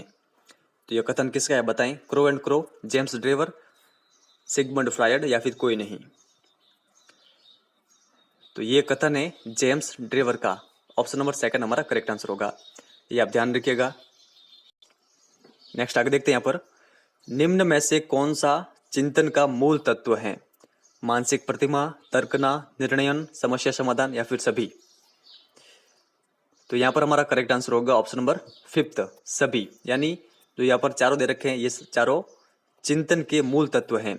मानसिक प्रतिमा, तर्कना, निर्णयन, समस्या समाधान। तो आप ये ध्यान रखिएगा। आगे देखते हैं यहाँ पर, निम्न में से कौन सी विधि समस्या समाधान की विधि है? यादृच्छिक अन्वेषण विधि, स्वतः अन्वेषण विधि, दोनों या फिर कोई नहीं। ये काफी अधिक इंपॉर्टेंट प्रश्न है। तो यहाँ पर जो इसका करेक्ट आंसर होगा, ये जो दोनों विधियां हैं ये समस्या समाधान की विधियां हैं। तो ये आप ध्यान रखिएगा, ऑप्शन नंबर थर्ड हमारा करेक्ट आंसर होगा। आगे देखते हैं यहाँ पर, व्यवहारवादियों के अनुसार भाषा का विकास अधिगम के किन सिद्धांतों पर आधारित होता है? साहचर्य, अनुकरण, पुनर्बलन या फिर सभी। तो यहाँ पर हमारा करेक्ट आंसर होगा, जो भाषा का विकास है अधिगम के इन सभी सिद्धांतों पर आधारित होता है व्यवहारवादियों के अनुसार। तो सभी इसका करेक्ट आंसर होगा, साहचर्य, अनुकरण और पुनर्बलन। आगे देखते हैं यहाँ पर, अंतःक्रिया करने के लिए भाषा का वर्गीकरण कितने भागों में किया गया है? तो कितने भागों में किया गया बताएं। तो भाषा का वर्गीकरण किया गया है 3 भागों में। 3 भाग कौन कौन से? वाचिक भाषा, एक है सांकेतिक भाषा और एक है आलेखीय भाषा। तो ये आप तीनों ध्यान रखिएगा। आगे देखते हैं, भाषा की संरचना एवं नियम को निर्धारित करने वाला मुख्य तत्व यहाँ पर कौन सा है? ध्वनिग्राम, रूपग्राम, वाक्य विन्यास, अर्थ विज्ञान या फिर सभी। तो यहाँ पर जो इसका करेक्ट आंसर होगा, भाषा की संरचना एवं नियम को निर्धारित करने वाले प्रमुख तत्व ये सभी हैं। तो सभी हमारा करेक्ट आंसर होगा। तो ये आप ध्यान रखिएगा कंटस्टली, ध्वनिग्राम, रूपग्राम, वाक्य विन्यास और अर्थ विज्ञान। आगे देखते हैं यहाँ पर, राम बड़ा होकर एक प्रभावशाली व्यापारी बनेगा, यह किस प्रकार का चिंतन है? स्वलीय चिंतन, यथार्थवादी चिंतन, अभिसारी चिंतन या फिर कोई नहीं। तो यहाँ पर अभिसारी चिंतन तो होगा नहीं और यथार्थवादी चिंतन भी होगा नहीं, तो ये भी नहीं होगा, कोई नहीं। तो इसका जो करेक्ट आंसर होगा वो होगा स्वलीय चिंतन। यहाँ पर ऑप्शन नंबर फर्स्ट हमारा करेक्ट आंसर होगा। आगे देखते हैं यहाँ पर, यदि किसी व्यक्ति से कलम का असाधारण उपयोग बताने को कहा जाए तो वह व्यक्ति चिंतन करके अपनी ओर से कुछ असाधारण बात कलम के उपयोग के बारे में बतलाएगा। इस प्रकार के चिंतन को क्या कहते हैं? देखिए, जो कलम होता है उसका साधारण उपयोग तो क्या होता है? साधारण उपयोग होता है लिखना, लेकिन उसका यहाँ पर असाधारण प्रयोग के संबंध में बात कर रहे हैं। तो अब बताइए यहाँ पर करेक्ट आंसर क्या होगा? स्वलीय चिंतन, सृजनात्मक चिंतन, यथार्थवादी चिंतन या फिर अभिसारी चिंतन। तो यहाँ पर जो इसका करेक्ट आंसर होगा ये होगा सृजनात्मक चिंतन। तो ये आप कंठस्थली ध्यान रखिएगा।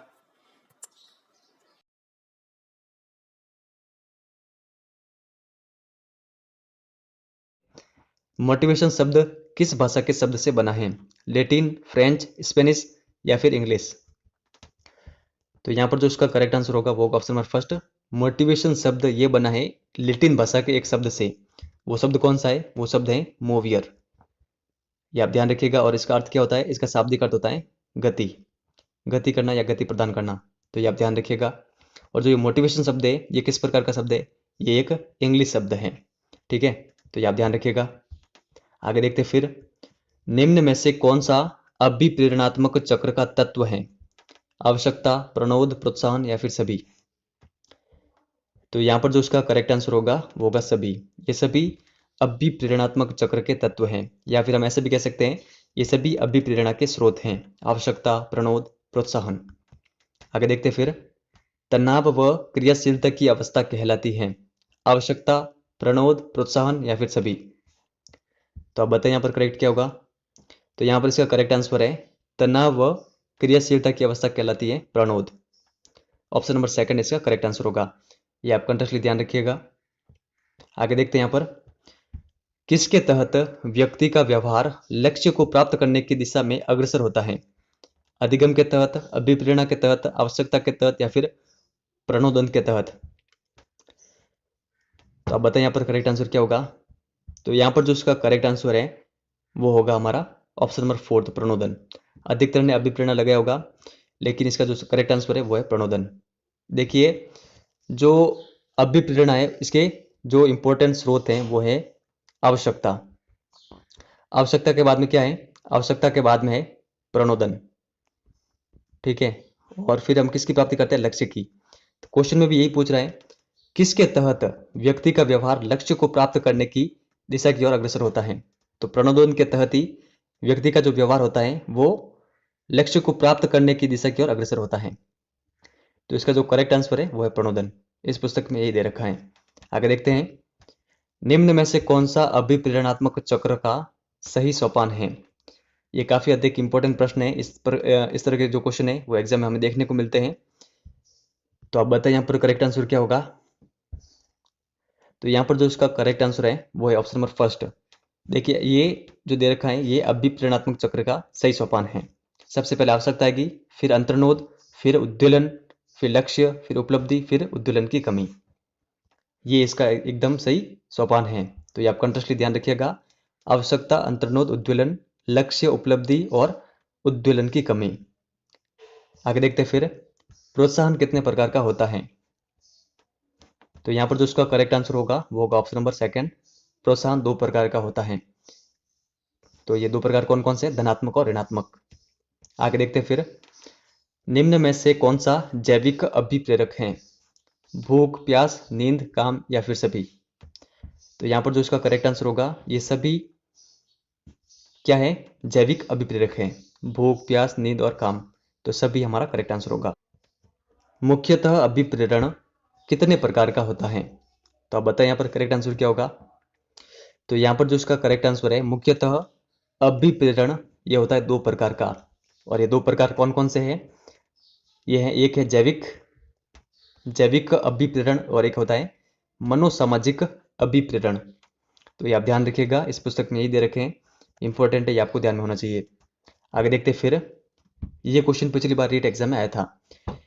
ऐसी कौन सी विकृति है जिसमें व्यक्ति में मोटा हो जाने का असंगत डर बना रहता है, फलतः वह खाना खाना लगभग बंद कर देता है और जो उसका शरीर है वो काफी दुबला पतला हो जाता है?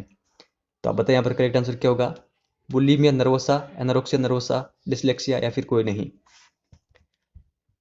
तो यहाँ पर जो हमारा करेक्ट आंसर होगा वो होगा option number second, anorexia nervosa. ठीक है, ये इसकी यहाँ पर डेफिनेशन दे रखी है।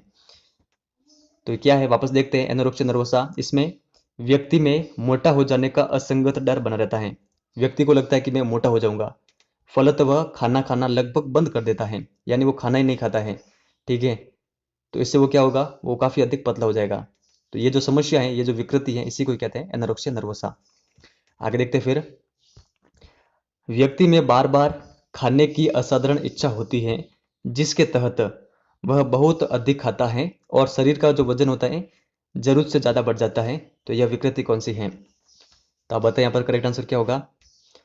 आप दो ऑप्शन तो पहले ही काट सकते हैं, एनोरेक्सिया नर्वोसा होगा नहीं और कोई नहीं भी नहीं होगा, और डिसलेक्सिया भी आपने पहले पढ़ रखा होगा, ये भी नहीं होगा।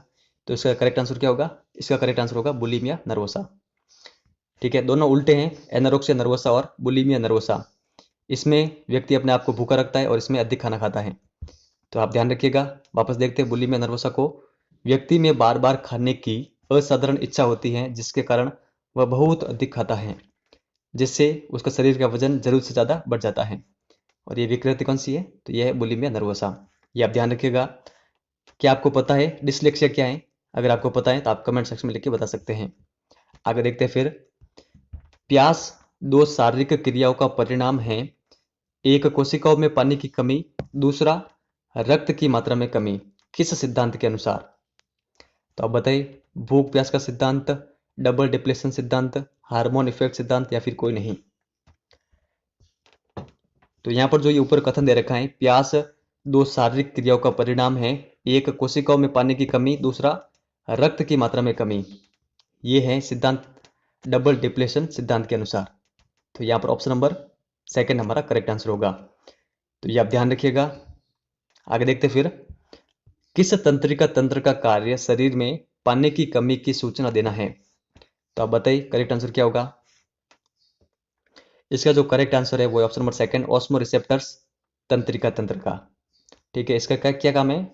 शरीर में पानी की कमी की सूचना देना। आगे देखते फिर, कौन सा अभिप्रेरक जैव सामाजिक अभिप्रेरक कहलाता है? काम, भूख, प्यास, या फिर कोई नहीं? तो यहां पर जो हमारा करेक्ट आंसर होगा, जो जैव सामाजिक अभिप्रेरक है वो है काम। ऑप्शन नंबर फर्स्ट इसका करेक्ट आंसर होगा। ये आप ध्यान रखिएगा। यहां पर आगे देखते हैं, जन्मजात अभिप्रेरक नींद के कितने प्रकार हैं? देखिए, आपसे एग्जाम में इस प्रकार का भी क्वेश्चन आ सकता है कि नींद किस प्रकार का अभिप्रेरक है। तो ये आप ध्यान रखिएगा, ये जन्मजात अभिप्रेरक हैं। इसके कितने प्रकार होते हैं? तो इसके दो प्रकार होते हैं। दो प्रकार कौन कौन से, ये आप ध्यान रखिएगा। एक है तीव्र आंख गतिक नींद, और दूसरा होता है अतीव्र आंख गतिक नींद। तो ये आप ध्यान रखिएगा, ये नींद के दो प्रकार होते हैं। आगे देखते फिर, निम्न में से कौन सा अभिप्रेरक सामाजिक अभिप्रेरक है? संबंधन अभिप्रेरक, शक्ति अभिप्रेरक, उपलब्धि अभिप्रेरक, या फिर सभी? तो यहाँ पर जो हमारा करेक्ट आंसर होगा, ये सभी सामाजिक अभिप्रेरक हैं। तो इनके बारे में आप ध्यान रखिएगा। ऑप्शन नंबर फोर्थ इसका करेक्ट आंसर होगा। आगे देखते हैं यहाँ पर, अभिप्रेरणा के आवश्यकता पदानुक्रम सिद्धांत का प्रतिपादन किसके द्वारा किया गया था? मैस्लो, सिगमंड फ्रायड, एरिक्सन, या फिर कोई नहीं? तो अभिप्रेरणा के आवश्यकता पदानुक्रम सिद्धांत का प्रतिपादन किया गया था मैस्लो के द्वारा। देखिए, इसका अन्य नाम क्या है? मानवतावादी सिद्धांत। ठीक है, तो ये आप ध्यान रखिएगा, किसके द्वारा दिया गया? तो मैस्लो के द्वारा दिया गया। आगे देखते हैं यहाँ पर, मैस्लो के अपने मानवतावादी सिद्धांत में किस आवश्यकता को बताया गया है? शरीर क्रियात्मक अवस्था, सुरक्षा की आवश्यकता, आत्मीयता की आवश्यकता, सम्मान की आवश्यकता, आत्मसिद्धि की आवश्यकता, या फिर सभी? तो यहाँ पर जो हमारा करेक्ट आंसर होगा, इन सभी आवश्यकताओं को दर्शाया गया है मानवतावादी सिद्धांत में। ये आप ध्यान रखिएगा। आपसे एग्जाम में इस प्रकार का भी क्वेश्चन आ सकता है कि मैस्लो ने अपने मानवतावादी सिद्धांत में कितनी प्रकार की आवश्यकताएं बताई हैं? तो 5 प्रकार की। और 5 प्रकार कौन कौन से, ये भी आप कंटेस्टली ध्यान रखिएगा। शरीर क्रियात्मक आवश्यकता, सुरक्षा की आवश्यकता, आत्मीयता की आवश्यकता, सम्मान की आवश्यकता, आत्मसिद्धि की आवश्यकता। तो हमारा करेक्ट आंसर क्या होगा? ये सभी। तो ये आप कंटेस्टली ध्यान रखिएगा, सारे मैंने यहाँ पर फैक्ट इंक्लूड कर लिए हैं। आगे देखते हैं यहाँ पर, निम्न में से कौन सा मनोविज्ञान का पौराणिक क्षेत्र नहीं है? संज्ञान, संकल्प शक्ति, संवेग, या फिर प्रेरक? तो आप बताएं यहाँ पर करेक्ट आंसर क्या होगा। तो यहाँ पर जो इसका करेक्ट आंसर है, मनोविज्ञान का पौराणिक क्षेत्र नहीं है, प्रेरक। Option number fourth. तो आपसे एग्जाम में इस प्रकार का क्वेश्चन आ सकता है कि मनोविज्ञान के जो पौराणिक क्षेत्र ये कितने हैं? तो ये 3 हैं। 3 कौन कौन से? संज्ञान, संकल्प शक्ति, और संवेग। आगे देखते हैं यहाँ पर, इमोवर शब्द का शाब्दिक अर्थ क्या होता है? तो इमोवर शब्द का शाब्दिक अर्थ होता है उत्तेजित करना। ऑप्शन नंबर थर्ड इसका करेक्ट आंसर होगा। ये आप ध्यान रखिएगा। देखिए संवेग शब्द होता है एक, ठीक है। संवेग को इंग्लिश में क्या कहते हैं? संवेग को इंग्लिश में कहते हैं इमोशन। और जो ये इमोशन शब्द है ये इस शब्द से बना है। और ये किस भाषा का शब्द है? ये है लैटिन भाषा का एक शब्द इमोवर। और इस इमोवर का अर्थ होता है उत्तेजित करना। इमोशन का अर्थ होता है संवेग। तो ये आप ध्यान रखिएगा। आगे देखते हैं यहाँ पर, संवेग क्रियाओं का उत्तेजक है, उक्त परिभाषा है। तो किसकी है? ये है गैल्डार्ड की। ऑप्शन नंबर थर्ड इसका करेक्ट आंसर होगा। संवेग क्रियाओं का उत्तेजक है, ये आपको ध्यान में होना चाहिए। आगे देखते हैं यहाँ पर, संवेग से तात्पर्य एक ऐसे आत्मनिष्ठ भाव की अवस्था से होता है जिसमें कुछ शारीरिक उत्तेजन पैदा होते हैं और फिर उसमें कुछ खास खास व्यवहार होते हैं। उक्त परिभाषा है बैरोन, बर्न, कैंटोविज या फिर सभी। तो संवेग से संबंधित जो यहाँ पर ये परिभाषा दे रखी है, ये परिभाषा इन तीनों की है, बैरोन, बर्न और कैंटोविज की। तो यहाँ पर ऑप्शन नंबर फोर्थ हमारा करेक्ट आंसर होगा। आगे देखते हैं, निम्न में से कौन सा सकारात्मक संवेग है? खुशी, परानुभूति, आशावादी या फिर सभी। तो ये तीनों जो दे रखे हैं ये सकारात्मक संवेग है, तो सभी हमारा करेक्ट आंसर होगा। आगे देखते हैं फिर, निम्न में से कौन सा नकारात्मक संवेग है? क्रोध, भय, दुश्चिंता या फिर सभी। तो ये तीनों नकारात्मक संवेग है, तो ऑप्शन नंबर फोर्थ हमारा करेक्ट आंसर होगा। देखिए आप कंटेस्टली ध्यान रखिएगा कि कौन से सकारात्मक संवेग है, कौन से नकारात्मक संवेग है। एग्जाम में इनसे संबंधित क्वेश्चन आते हैं। आगे देखते हैं यहाँ पर, मस्तिष्क का कौन सा भाग ऋणात्मक संवेगों के लिए उत्तरदायी होता है? तो कौन सा होता है आप बताएं? ये होता है दायां गोलार्ध। और सकारात्मक संवेगों के लिए कौन सा मस्तिष्क का कौन सा भाग उत्तरदायी होता है? तो वो होता है बायां गोलार्ध। आगे देखते हैं यहाँ पर, उपलब्धि अभिप्रेरणा का सिद्धांत किसके द्वारा दिया गया था? तो आप बताएं यहाँ पर करेक्ट आंसर क्या होगा? यह सिद्धांत दिया गया था डेविस सी मैक्लीलैंड के द्वारा। ऑप्शन नंबर थर्ड इसका करेक्ट आंसर होगा। आगे देखते हैं, अभिप्रेरणा का उत्तेजना सिद्धांत किसके द्वारा दिया गया? तो किसके द्वारा दिया गया बताएं? अभिप्रेरणा का उत्तेजना का जो सिद्धांत है वो दिया गया बर्लिन व हैब के द्वारा। ऑप्शन नंबर सेकंड यहाँ पर करेक्ट आंसर होगा। आगे देखते हैं यहाँ पर, अभिप्रेरणा का विरोधी प्रक्रिया सिद्धांत किसके द्वारा दिया गया? तो ये दिया गया था सोलोमन व कॉर्बेट के द्वारा। ऑप्शन नंबर फोर्थ हमारा करेक्ट आंसर होगा। आगे देखते हैं यहाँ पर आपको सत्य कथन बताना है कि कौन सा सत्य है। अभिप्रेरणा अधिगम का सर्वोत्कृष्ट राजमार्ग है, स्किनर। अभिप्रेरणा हमारे क्यों का उत्तर देती है, क्रैच व क्रैचफील्ड। व्यक्ति के अंदर होने वाला ऊर्जा परिवर्तन अभिप्रेरणा है, मैकडोनल्ड। कोई नहीं या फिर सभी। तो यहां पर जो इसका करेक्ट आंसर होगा सत्य कथन है, ये तीनों सत्य हैं, तो सभी हमारा करेक्ट आंसर होगा। तो ये आप ध्यान रखिएगा, ये तीन परिभाषा दे रखी है अभिप्रेरणा यानी मोटिवेशन से संबंधित। आगे देखते हैं यहाँ पर, संवेग कितने प्रकार के होते हैं? तो यहाँ पर जो हमारा करेक्ट आंसर होगा, संवेग या फिर इमोशन ये होते हैं दो प्रकार के, सुखद और दुखद। ये आप ध्यान रखिएगा। और हमारा लास्ट क्वेश्चन दे रखा है, यहाँ पर भी आपको सत्य कथन बताना है। संवेग व्यक्ति की उत्तेजित दशा है, वुडवर्थ। संवेग व्यक्ति का हृदय है, मैकडूगल। संवेग वे घटनाएं हैं जो मनुष्य जिसमें अशांत या उत्तेजित हो जाता है, गेट्स। या फिर सभी। तो यहाँ पर जो हमारा करेक्ट आंसर होगा, ये तीनों कथन सत्य हैं। संवेग की परिभाषा ये दे रखी है, ये तीनों सत्य हैं। तो ये आप ध्यान रखिएगा, सभी हमारा करेक्ट आंसर होगा।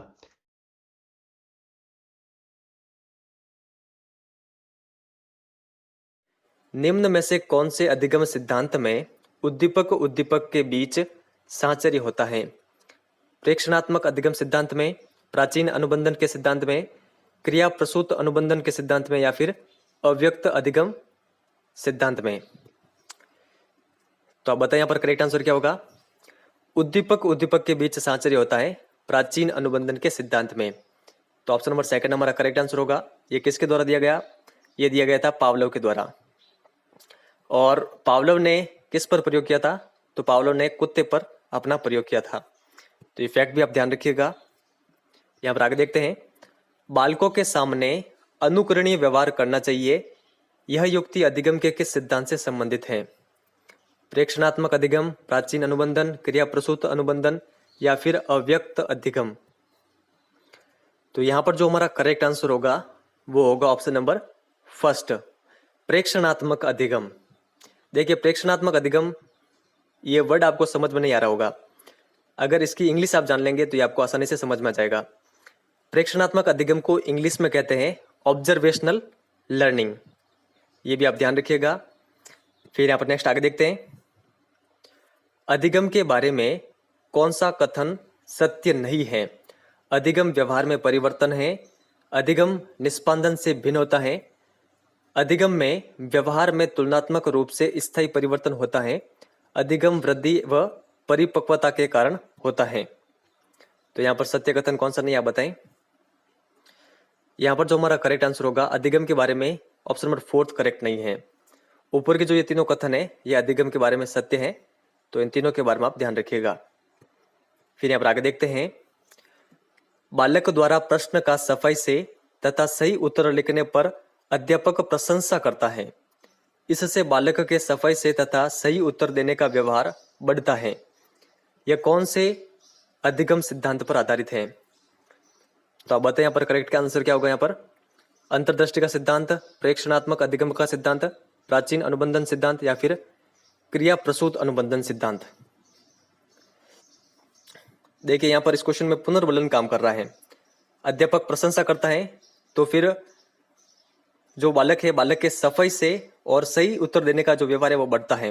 तो यहाँ पर पुनर्वलन का काम चल रहा है, तो ये सिद्धांत कौन सा होगा? ये होगा क्रिया प्रसूत अनुबंधन का सिद्धांत, जो कि स्किनर के द्वारा दिया गया था। तो ये आप ध्यान रखिएगा। फिर यहाँ पर आगे देखते हैं, कौन सा अधिगम सिद्धांत संज्ञानात्मक सिद्धांत है? प्रेक्षणात्मक अधिगम, प्राचीन अनुबंधन, क्रिया प्रसूत अनुबंधन या फिर अव्यक्त अधिगम। तो यहां पर जो हमारा करेक्ट आंसर होगा संज्ञानात्मक सिद्धांत है अव्यक्त अधिगम। तो ये आप ध्यान रखिएगा। देखिए संज्ञानात्मक सिद्धांत को इंग्लिश में कहा जाता है कॉग्निटिव लर्निंग, और संज्ञानात्मक सिद्धांत के अंतर्गत कौन कौन से आते हैं अधिगम? तो एक तो है अव्यक्त अधिगम, एक आता है वाचिक अधिगम, और एक और है अंतर्दृष्टि अधिगम। तो ये भी आप ध्यान रखिएगा। फिर आगे देखते हैं, यहाँ पर निम्न में से कौन चिंतन में हमेशा सम्मिलित नहीं होता है? भाषा, प्रतिमा, संप्रत्यय या फिर प्रतीक। तो यहां पर इसका करेक्ट आंसर होगा ऑप्शन नंबर फर्स्ट, भाषा। आगे देखते हैं, स्वली चिंतन में अभिव्यक्त होती है।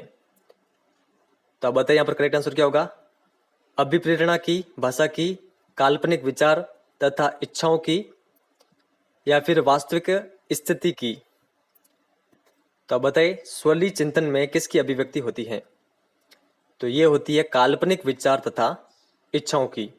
ये आप कंट्रास्टली ध्यान रखिएगा, ऑप्शन नंबर थर्ड इसका करेक्ट आंसर होगा। आगे देखते हैं, यहाँ पर निम्न में से कौन यथार्थवादी चिंतन का उदाहरण नहीं है? अभिसारी चिंतन, सृजनात्मक चिंतन, स्वली चिंतन, आलोचनात्मक चिंतन। तो यहां पर जो इसका करेक्ट आंसर होगा वो होगा ऑप्शन नंबर थर्ड, स्वली चिंतन यथार्थवादी चिंतन का उदाहरण नहीं है। तो आपसे एग्जाम में ये भी पूछा जा सकता है कि यथार्थवादी चिंतन के उदाहरण कौन कौन से हैं? तो ये है अभिसारी चिंतन, सृजनात्मक चिंतन और आलोचनात्मक चिंतन। तो इनके बारे में आप ध्यान रखिएगा। यहाँ पर आगे देखते हैं, श्याम प्रत्येक वस्तु को उसके गुण दोषों के बारे में चिंतन करने के पश्चात ही खरीदता है। यह उदाहरण है अपसारी चिंतन का, जटिल चिंतन का, स्वली चिंतन का या फिर आलोचनात्मक चिंतन का। तो यहां पर जो हमारा करेक्ट आंसर होगा वो होगा ऑप्शन नंबर फोर्थ, आलोचनात्मक चिंतन का। ठीक है, ये आप ध्यान रखिएगा। आगे देखते हैं, यहाँ पर अंग्रेजी भाषा का मोटिवेशन शब्द किस लैटिन शब्द से बना है?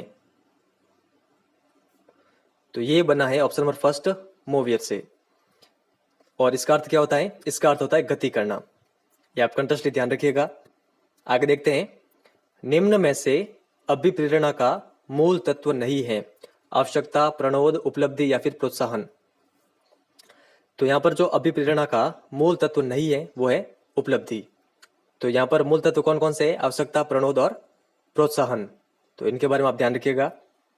आगे देखते हैं, अभिप्रेरणा से तात्पर्य एक प्रेरक तथा कर्षण बल से होता है जो खास लक्ष्य की ओर व्यवहार को निरंतर ले जाता है। उक्त परिभाषा है मॉर्गन, किंग, विज, स्कोपलर या फिर सभी। तो यहाँ पर जो ये मोटिवेशन यानी अभिप्रेरणा की परिभाषा दे रखी है ये इन सभी की है, मॉर्गन, किंग, विज और स्कोपलर। तो सभी इसका करेक्ट आंसर होगा, तो ये आप ध्यान रखिएगा। आगे देखते हैं यहाँ पर मनोविज्ञान में हम लोग अभिप्रेरण को एक काल्पनिक आंतरिक प्रक्रिया के रूप में परिभाषित करते हैं जो व्यवहार करने के लिए शक्ति प्रदान करता है तथा एक खास उद्देश्य की ओर व्यवहार को ले जाता है। उक्त परिभाषा है बैरोन, बर्न, कैंटोविज या फिर सभी।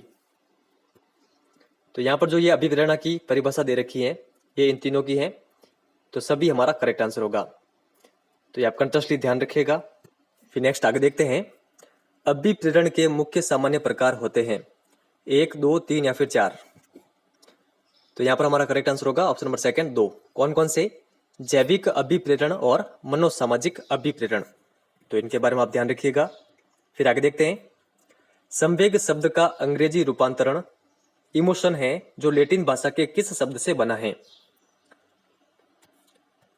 तो यहां पर हमारा करेक्ट आंसर होगा ऑप्शन नंबर सेकंड इमोवर से, और इसका अर्थ होता है उत्तेजित करना।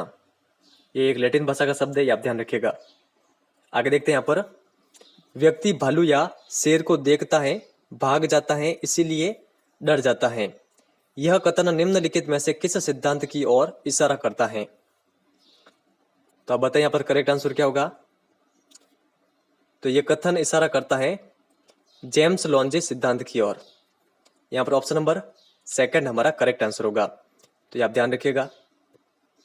आगे देखते हैं यहां पर पॉलीग्राफ उपकरण का प्रयोग किया जाता है बुद्धि की पहचान हेतु, अभिक्षमता की पहचान हेतु, अभिवृत्ति की पहचान हेतु या फिर झूठ की पहचान हेतु। यहां पर हमारा करेक्ट आंसर होगा ऑप्शन नंबर फोर्थ, झूठ की पहचान हेतु। तो ये आप कंटिन्यूअसली ध्यान रखिएगा। फिर यहां पर आगे देखते हैं संवेग एक जटिल भाव की अवस्था है जिसमें कुछ खास खास शारीरिक एवं ग्रंथीय क्रियाएं होती हैं। उक्त परिभाषा है। तो यह परिभाषा किसकी आप बताएं? तो यहां पर जो ये संवेग की परिभाषा दे रखी है ये दी गई थी इंग्लिश तथा इंग्लिश के द्वारा। यहां पर ऑप्शन नंबर सेकंड हमारा करेक्ट आंसर होगा। आपके अलग से चैप्टर है संवेग का 11th क्लास की बुक में, और उसमें यह परिभाषा दे रखी है जो कि इंग्लिश तथा इंग्लिश के द्वारा दी गई थी। आगे देखते हैं यहां पर निम्नलिखित में से कौन गेस्टोल्ट मनोवैज्ञानिक नहीं है? कोहलर, कोफका, वॉटसन या फिर वर्दीमर। तो यहां पर हमारा करेक्ट आंसर होगा ऑप्शन नंबर थर्ड, वॉटसन। आगे देखते हैं शरीर के संवेदी ग्राहकों द्वारा प्राप्त प्रारंभिक सूचना कहलाती है। तो क्या कहलाती है आप बताएं? ये कहलाती है संवेदना। यहां पर ऑप्शन नंबर सेकंड हमारा करेक्ट आंसर होगा, तो ये आप ध्यान रखिएगा। आगे देखते हैं यहां पर उद्दीपक में जो लुप्त अंश होता है उसे हम प्रत्यक्षीकरण से स्वयं भर देते हैं। यह प्रत्यक्षात्मक संगठन का कौन सा नियम है? निरंतरता, निकटता, समानता या फिर पूर्ति। तो यहां पर जो हमारा करेक्ट आंसर होगा यह होगा पूर्ति। ऑप्शन नंबर फोर्थ इसका करेक्ट आंसर होगा। फिर यहां पर आगे देखते हैं आनुवांशिकता से तात्पर्य निम्नलिखित में से किससे होता है? शुक्राणुओं तथा अंडाणु से, गुणसूत्र तथा जीन्स, सूत्र विभाजन और अर्धसूत्र विभाजन या फिर डीएनए तथा आरएनए। तो यहां पर जो हमारा करेक्ट आंसर होगा आनुवांशिकता से तात्पर्य होता है इनसे, गुणसूत्र तथा जीन से। ऑप्शन नंबर सेकंड हमारा करेक्ट आंसर होगा, तो ये आप ध्यान रखिएगा। आगे देखते हैं निम्न में से कौन से सिद्धांत का प्रतिपादन फ्राइड के द्वारा किया गया था? संज्ञानात्मक सिद्धांत, मनोसामाजिक सिद्धांत, उद्दीपन अनुक्रिया सिद्धांत या फिर मनोविश्लेषण सिद्धांत। तो इस सिद्धांत का प्रतिपादन किया गया था, ठीक है, इनके द्वारा, फ्राइड के द्वारा, इस सिद्धांत का, मनोविश्लेषण सिद्धांत का। तो यहां पर ऑप्शन नंबर फोर्थ हमारा करेक्ट आंसर होगा। और जो ये मनोविश्लेषण का सिद्धांत है इसी के तहत फ्राइड ने चेतन मन, अचेतन मन और अर्धचेतन मन की व्याख्या की थी। तो इनके बारे में आपको पता होना चाहिए। फिर यहाँ पर आगे देखते हैं, निम्न में से मनोसामाजिक सिद्धांत का प्रतिपादन किसके द्वारा किया गया था? सिगमंड फ्रायड, एरिक्सन, हर्लॉक या फिर कोई नहीं? तो यहाँ पर जो हमारा करेक्ट आंसर होगा, मनोसामाजिक सिद्धांत का प्रतिपादन एरिक्सन के द्वारा किया गया था। फिर यहाँ पर आगे देखते हैं, पैतृक गुणों व विशेषताओं को कौन निर्धारित करता है? डीएनए, जीन, गुणसूत्र या फिर कोई नहीं? तो पैतृक गुणों व विशेषताओं को निर्धारित करता है जीन। ऑप्शन नंबर सेकंड हमारा करेक्ट आंसर होगा। फिर यहाँ पर आगे देखते हैं, विकास का तात्पर्य या फिर अभिप्राय परिपक्वता तथा कार्यपरक सुधार की वह प्रक्रिया है जो संरचना एवं स्वरूप में हो रहे गुणात्मक तथा परिणात्मक परिवर्तनों के फल स्वरूप होती है। विकास अभिवृद्धि की अपेक्षा गुणात्मक परिवर्तन का विशिष्ट द्योतक है। उक्त कथन है। तो यह कथन किसका है आप बताएं? विकास की ये परिभाषा है यहाँ पर। तो ये परिभाषा दी गई थी हर्बर्ट सोरेनसन के द्वारा। यहाँ पर ऑप्शन नंबर सेकंड हमारा करेक्ट आंसर होगा। और ये परिभाषा मुझे नहीं लगता कि आपको किसी भी गाइड में मिलने वाली है। आरबीएससी की 11th क्लास की बुक में ये दे रखी है, तो ये आप ध्यान रखिएगा। आगे देखते हैं, विकास अपेक्षाकृत अभिवृद्धि होने तक सीमित नहीं होता, अपितु ऐसे प्रगतिशील परिवर्तनों में निहित है जो परिपक्वता के लक्ष्य की ओर व्यवस्थित रूप से उन्मुख होते हैं। उक्त परिभाषा है। तो ये भी एक विकास की परिभाषा है। किसके द्वारा दी गई आप बताएं? ये परिभाषा दी गई थी हर्लॉक के द्वारा। वापस देख लेते एक बार, विकास अपेक्षाकृत अभिवृद्धि होने तक सीमित नहीं होता, अपितु ऐसे प्रगतिशील परिवर्तनों में निहित होता है जो परिपक्वता के लक्ष्य की ओर व्यवस्थित रूप से उन्मुख होते हैं। हर्लॉक की ये परिभाषा है। और हमारा लास्ट क्वेश्चन है, मनुष्य के मस्तिष्क में कपालीय तंत्रिकाओं के कितने जोड़े होते हैं? तो कितने जोड़े होते हैं आप बताएं? यहां पर इसका करेक्ट आंसर होगा ऑप्शन नंबर थर्ड, 12।